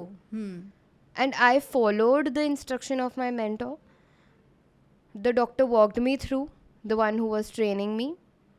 उन्होंने वॉक थ्रू किया मेरे को कि ऐसे ऐसे डालना है इस डायरेक्शन में, and I did it. The only I had was on the patient कि पेशेंट हिला या नहीं, and by God's grace nothing really happened to the patient, मतलब चू भी नहीं की उन्होंने, and that is where my confidence was boosted कि मैं कर लूँगी, I will do this is for me. कहीं ना कहीं मैं अपने आप को बता के गई थी कि अगर मुझे आज कोई मिल गई ना इंडिकेशन मिल गई हाथ के वाइज, मेरे को था कि करूँगी तो अच्छा करूँगी, नहीं तो मैंने नहीं करना, ठीक है, because this is not my area. As a dentist it was not my area, है ना, कुछ चीज़ें सीखनी थी आपने, तो it has become my area now, ठीक है, now I am trained for that. पर कॉन्फिडेंस नहीं है अगर आपको किसी भी चीज़ का करने का, तो आपको जितना मर्जी भी पसंद हो तो आप नहीं कर पाओगे, आपको पुश थ्रू करना पड़ेगा। तो वो मेरा कॉन्फिडेंस बिल्डिंग एरिया था जब मेरा पहला पेशेंट था, एंड आज की डेट में भी। बट ओवर कॉन्फिडेंस नाम की चीज़ ना मेडिकल फील्ड में एग्जिस्ट नहीं करती, because every case is different. बिल्कुल। तो as a practitioner you can never be over confident, and if you are तो वो आपकी गलती है, या क्योंकि आपको नहीं पता कि किस बॉडी ने कैसे रिएक्ट करना है। ओके, तो अभी हमारा एस्थेटिक वाला पार्ट तो हो गया है ना, and you have told everything about it. तो आई वांट टू नो कि कॉस्मेटोलॉजी में इसमें क्या क्या आ जाता है? कॉस्मेटोलॉजी में भी बहुत कुछ आ जाता है इसके अंदर, जैसे कि टिंट्स करना, या जैसे बीबी फेशियल्स हो गए जहाँ पे परमानेंट मेकअप की बात होती है। ओके। तो व्हाट परमानेंट मेकअप इज, ऐसे नहीं है कि you will be looking flawless all the time, ऐसा कुछ नहीं होता। It is just going to do कि आपका एफर्ट थोड़ा कम हो जाएगा किसी भी चीज़ को लेकर। जैसे अगर आपको लिप्स थोड़ी इन्हांसमेंट चाहिए, you are going for a vacation, आपको है कि यार मेरे थोड़ा थोड़ा ब्लश फेस पे हो, तो you can go for a cheek blush, ठीक है, it's a permanent kind of a thing. पर वो परमानेंट नहीं होती, इट्स जस्ट लाइक दिस के वो थोड़े दिन रहेगी, वो टेम्पररी परमानेंट होती है। जैसे नेल्स एक्सटेंशन, जैसे हम परमानेंट एक्सटेंशन बोलते हैं, या जिसको हम परमानेंट एक्सटेंशंस बोलते हैं, that can last up to few days. जैसे चीक वाला है वो फ्यू डेज तक लास्ट करता है, जो आईब्रो ब्लेडिंग है या शेडिंग है वो साल तक लास्ट करता है, इट्स गुड। अब बट मैं पर्सनली खुद बहुत पसंद करती हूँ माइक्रो ब्लेडिंग, बिकॉज वो नेचुरल दिखाता है बिल्कुल। अगर आप कोई हो जिन्हें आईब्रोज फिल करने पड़ते हैं रोज़ रोज़, तो आप माइक्रो ब्लेडिंग के लिए जा सकते हो। वो बिल्कुल ऐसे लगता है कि आपके खुद के स्ट्रोक्स हैं, बट अगेन उसके अंदर आपको सही इंसान के पास जाना बहुत ज़रूरी है, नहीं तो it can make your face और break your face, because your eyebrows are one of the major deciding factor of your face. बहुत अजीब लगते हैं अगर आपके आईब्रोज अच्छे ना हो, तभी लोग फिल भी करते हैं आईब्रोज को, right? So these all are safe? या these are safe, these are safe in the sense ये कोई भी करवा सकता है। ओके, मतलब इसके लिए आपको कंसल्टेशन की ज़रूरत नहीं है, इसके लिए कोई वैसी ज़रूरत नहीं है, डॉक्टर की ज़रूरत नहीं है कि मैं डॉक्टर से पहले पूछूं कि मैं करवाऊँ या ना। ये एक कॉस्मेटिक कंसर्न है which you want to get for yourself. फिर लिप्स के लिए होता है, आपने लिप का कलर चेंज करवा रही है, लिप वाला भी थोड़ा लंबा चलता है, 5 to 6 months तक लिप का टिंट रहता है, ठीक है। So these are the things that you can go for without any guidance of some person, or you have to go to an expert only to get that. But करवाना है आपने, या आप मांग के भी कह सकते हो कि ठीक है मैं करवाना चाहता हूँ या करवाना चाहती हूँ। कोई इसमें आपको ये नहीं बताएगा कि वाई क्या नीड है। हाँ, कि आपकी नीड है कि नहीं, आपकी स्किन को ज़रूरत है कि नहीं। That is something that you are doing for cosmetic purposes, जैसे फाउंडेशन और लिपस्टिक की बात होगी जैसे वैसे। और इसकी कोई खास मेडिकल इंटरवेंशंस भी नहीं है। ओके, तो अभी रिसेंटली ना मैंने 1-2 चीज़ें और देखी थी कि लोग ना आई लाइनर्स वगैरह भी परमानेंट बनवा रहे हैं। So what is that?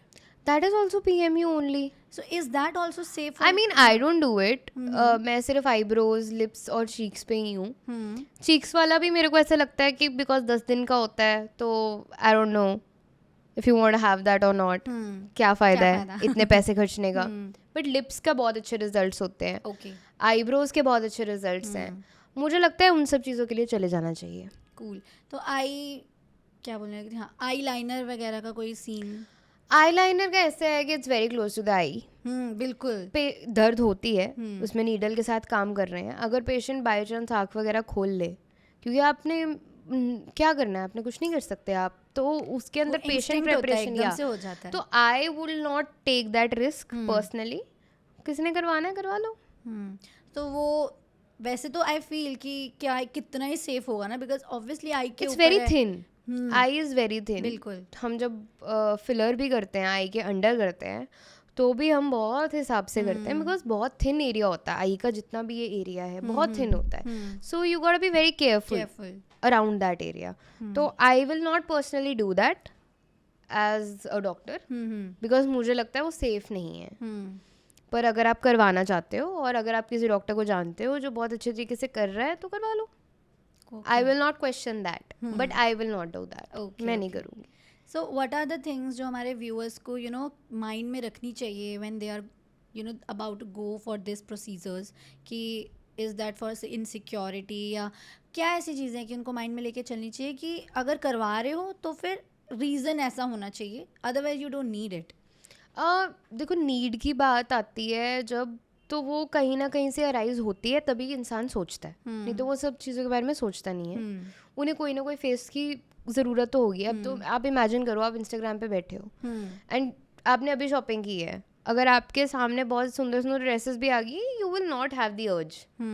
But if you are already looking for zone पे और आपके फीड पे आ गई हैं ड्रेसेस, तो you will be like, your mind will be like, यार मुझे भी कराना है, मुझे भी लेना है, मुझे भी लेना है, मुझे भी लेना है, मुझे भी लेना है. Similarly human mind works.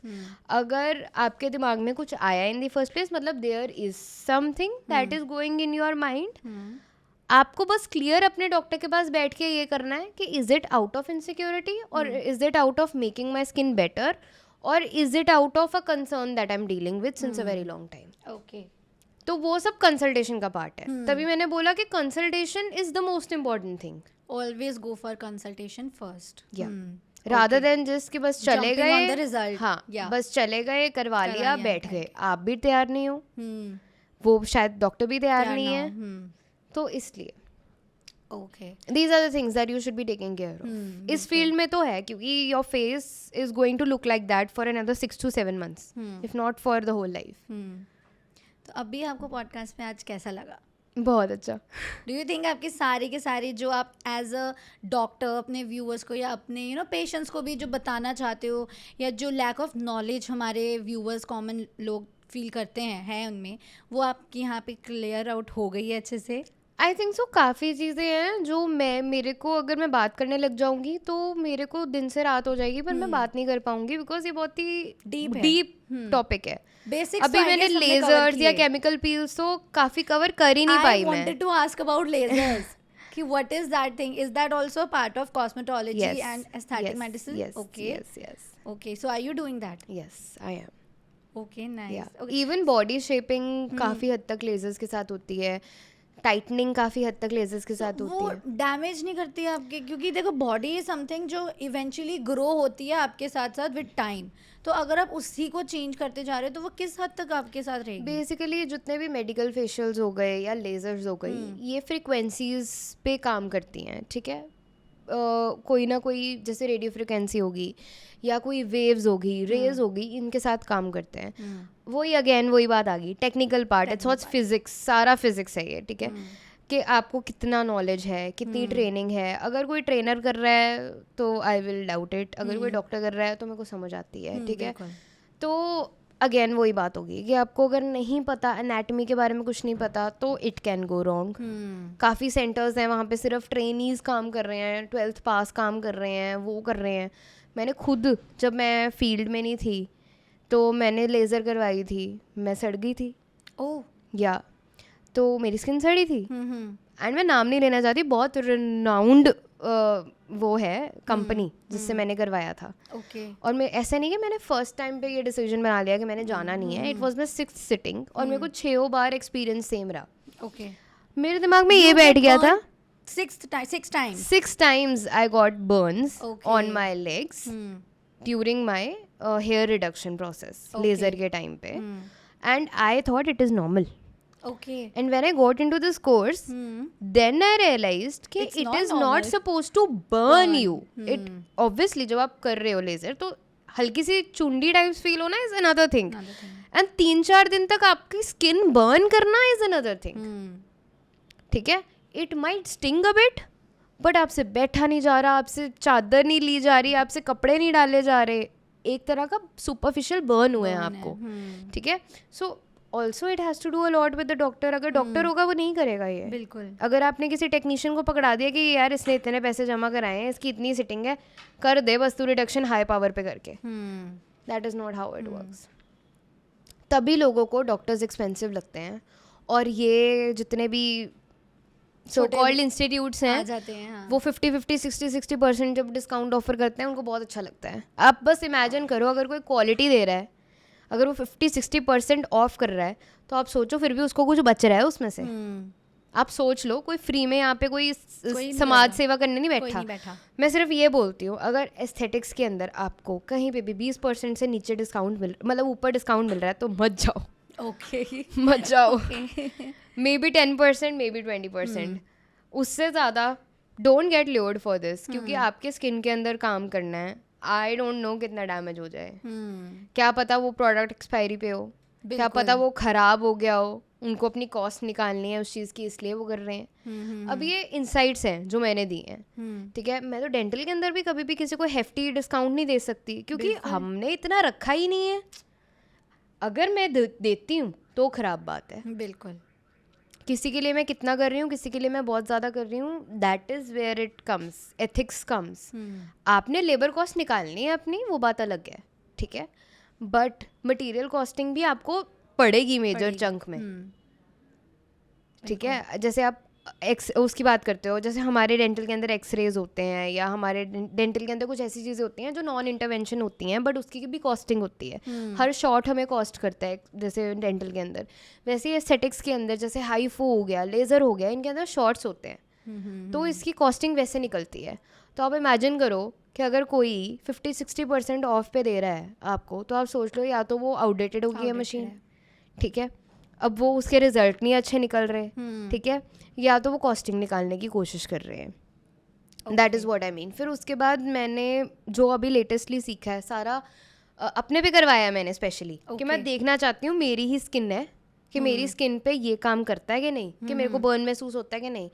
I specially sat there and I went through that laser on my whole body. मेरे को था मैं देखना है स्पेशली माई एरियाज जहाँ पे मुझे पता था कि मेरे काफ़ी बर्न किया है. ठीक है, and then I saw the difference कि वाई इट इज़ एक्सपेंसिव.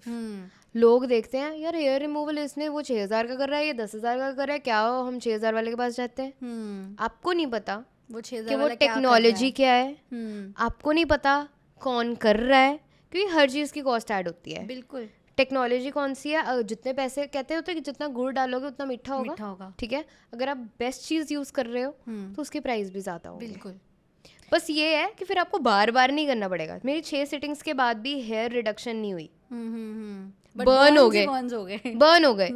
ठीक है, और मेरे पास बहुत पेशेंट्स ऐसे आते हैं जो ये बोलते हैं हम ऑलरेडी हेयर रिडक्शन करवा चुके हैं कहीं से, बट हमारे को फ़र्क नहीं पता चला, फ़र्क नहीं मिला. ठीक है, अब आप खुद हिसाब लगा लो. बिल्कुल. कि क्या हुआ होगा. सस्ता करा लिया होगा उन्होंने, बट सस्ते का फायदा ही क्या ना, जब आपके पैसे डबल लग गए, आपके पैसे डबल लग गए, आपका टाइम डबल लग गया, आपको मेंटल ट्रॉमा हो गया इतना ज़्यादा कि मेरे को फ़र्क नहीं पड़ा. Exactly.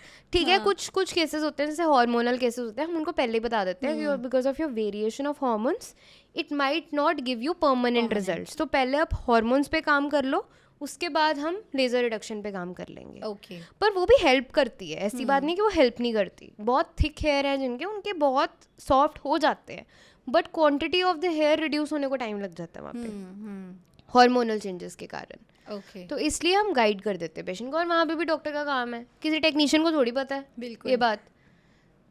True. I am not trying to No, get I after understand your people, point, but बिल्कुल। क्योंकि अब हम ओपनली बात कर रहे हैं तो मेरे को ये है कि जैसे क्वैक्स के सिर के ऊपर नहीं चलना चाहिए, वैसे ही technician can come and work, but technician can not guide. बिल्कुल, and I think this is something जो कोई इतने इजीली बताएगा भी नहीं Yeah. आपको, ठीक है। तो यही मैं चाहती थी कि जो चीज़ें बैक एंड पे हमें नहीं पता कि हमारा जो भी करने वाला है वो प्रोसीजर, वो पर्सन वो कैसे करेगा, ठीक है। जस्ट बिकॉज वो कम पैसे ले रहा है दैट डजंट मीन कि वो प्रॉपर एग्जैक्टली वही करेगा जो उसको करना चाहिए, Yeah. ठीक है। अब आपने 6 सिटिंग्स लगाए, उसमें आपका पैसे भी गए, टाइम भी गए, रिजल्ट भी नहीं आया एंड आपको बर्न भी हो गया। Yeah. वही आपने कहीं पे एक्स्ट्रा पैसे लगा के दिया, आपको रिजल्ट भी अच्छा मिला, क्योंकि उन्होंने सारी चीज़ काउंट करी एंड प्लस वो एक्सपर्ट थे उस चीज़ में। Yeah. तो ये सब चीज़ें काउंट करती हैं। And I will only say कि अगर आप अपने फेस के साथ, अपनी बॉडी के साथ कोई छेड़छाड़ कर रहे हो, उनमें उसमें इन्हांसमेंट ला रहे हो, ठीक है, इट इज़ ओके अगर आप अपने इन्हांसमेंट ला रहे हो, बट इनसिक्योरिटी वाइज पहले अपनी इनसिक्योरिटी को ओवरकम करो। मैं यही कहूँगी कि अपनी इनसिक्योरिटी पहले ओवरकम करो, उसके बाद देखो अगर आपको उसकी ज़रूरत है तो मेक श्योर करो कि वो प्रोसेस आप किसी ऐसे इंसान से करवा रहे हो जो जिस पे आप ब्लाइंडली ट्रस्ट भी कर सकते हो और आपको पता है एंड रिजल्ट मैं सेटिस्फाइड होंगी, ठीक है। एंड इन द लास्ट मैं सिर्फ यही चाहती हूँ कि आप हमारे व्यूवर्स को बताओ कि क्यों उन्हें ये चीज़ करनी चाहिए और क्या रीजंस की वजह से उन्हें नहीं करनी चाहिए। ये बहुत सब्जेक्टिव चीज़ है कि उनको I know, क्यों but करनी still, चाहिए या क्या there नहीं are करनी some चाहिए। people जो ये किसी को देख के कर लेते हैं। हाँ। फॉर देम आई वांट कि आप उनके लिए एक अलग पर्सपेक्टिव वे से बताओ। ट्रू, मतलब अगर आपको ऐसा है कि किसी की स्क्रीन प्रेजेंस अच्छी होगी है उनके कोई भी कॉस्मेटिक या एस्थेटिक प्रोसीजर्स कराने के बाद, तो आपने बिल्कुल एग्जैक्टली वैसे लगना है तो don't go for it, because आपको वो सेटिस्फैक्शन नहीं मिलेगी। स्क्रीन के ऊपर सिर्फ वो ट्रीटमेंट्स नहीं दिख रहे होते, उसके अंदर और बहुत कुछ दिख रहा होता है। मेकअप होता है, लाइट्स होती हैं, Yeah. बहुत चीजें होती हैं। एक प्रोफेशनल सेटअप होता है, चाहे वो बिल्कुल। इन्फ्लुएंसर या क्रिएटर क्यों ना हो। जब हम भी अपनी रील्स एडिट करते हैं, हम ऑब्वियसली अपने बैड एंगल्स या बैड साइड्स एडिट नहीं करते, आपको सही चीज़ दिखाते हैं। तो obviously social media is a world where the best is seen, तो don't get influenced by that. Go and find your insecurities on your own, कि अगर आपको लगता है कि मेरे को ये मेरे ट्रीटमेंट्स होने वाली हैं, हम इसके साथ अच्छा इम्प्रूवमेंट कर सकते हैं, तब आपको जाना चाहिए। और हमेशा sit with a doctor, go for that thing और नॉट, वो आपका डिसीजन है, पर आपको डॉक्टर ज़रूर बता देगा कि ये चीज़ें हम बेटरमेंट के लिए कर सकते हैं आपकी स्किन कंसल्टेशन पे। Is mandatory. So I hope मेरे व्यूवर्स को आज जो भी डाउट्स थे फेशियल एस्थेटिक्स के रिलेटेड, बोटॉक्स से रिलेटेड, लिप फिलर से रिलेटेड, वो आप सबके यहाँ पे क्लियर हुए हों एंड आपको एक क्लियर विजन मिले इस पॉडकास्ट के बाद कि इनसिक्योरिटीज़ ओवरकम की जाती है, बट अगर एक बार आपकी नेचुरल चीज़ हिल गई, उसे छेड़ दिया, तो वो फिर might not get back to that original state, right. तो वो चीज़ का ध्यान रखिए एंड अपनी नेचुरल ब्यूटी को एम्ब्रेस कीजिए। एंड आई होप आपको हमारे आज की जो डॉक्टर हैं उनसे जो भी आपने बातें सुनी है उससे आपके डाउट्स क्लियर हुए हों। एंड आप इनकी आईडी इंस्टा पे फॉलो कर सकते हैं, it's from doctor Glam Buddy, and हम उसे मेंशन भी करेंगे। And we will meet in our next podcast. Till then be safe, be kind. जय श्री राम।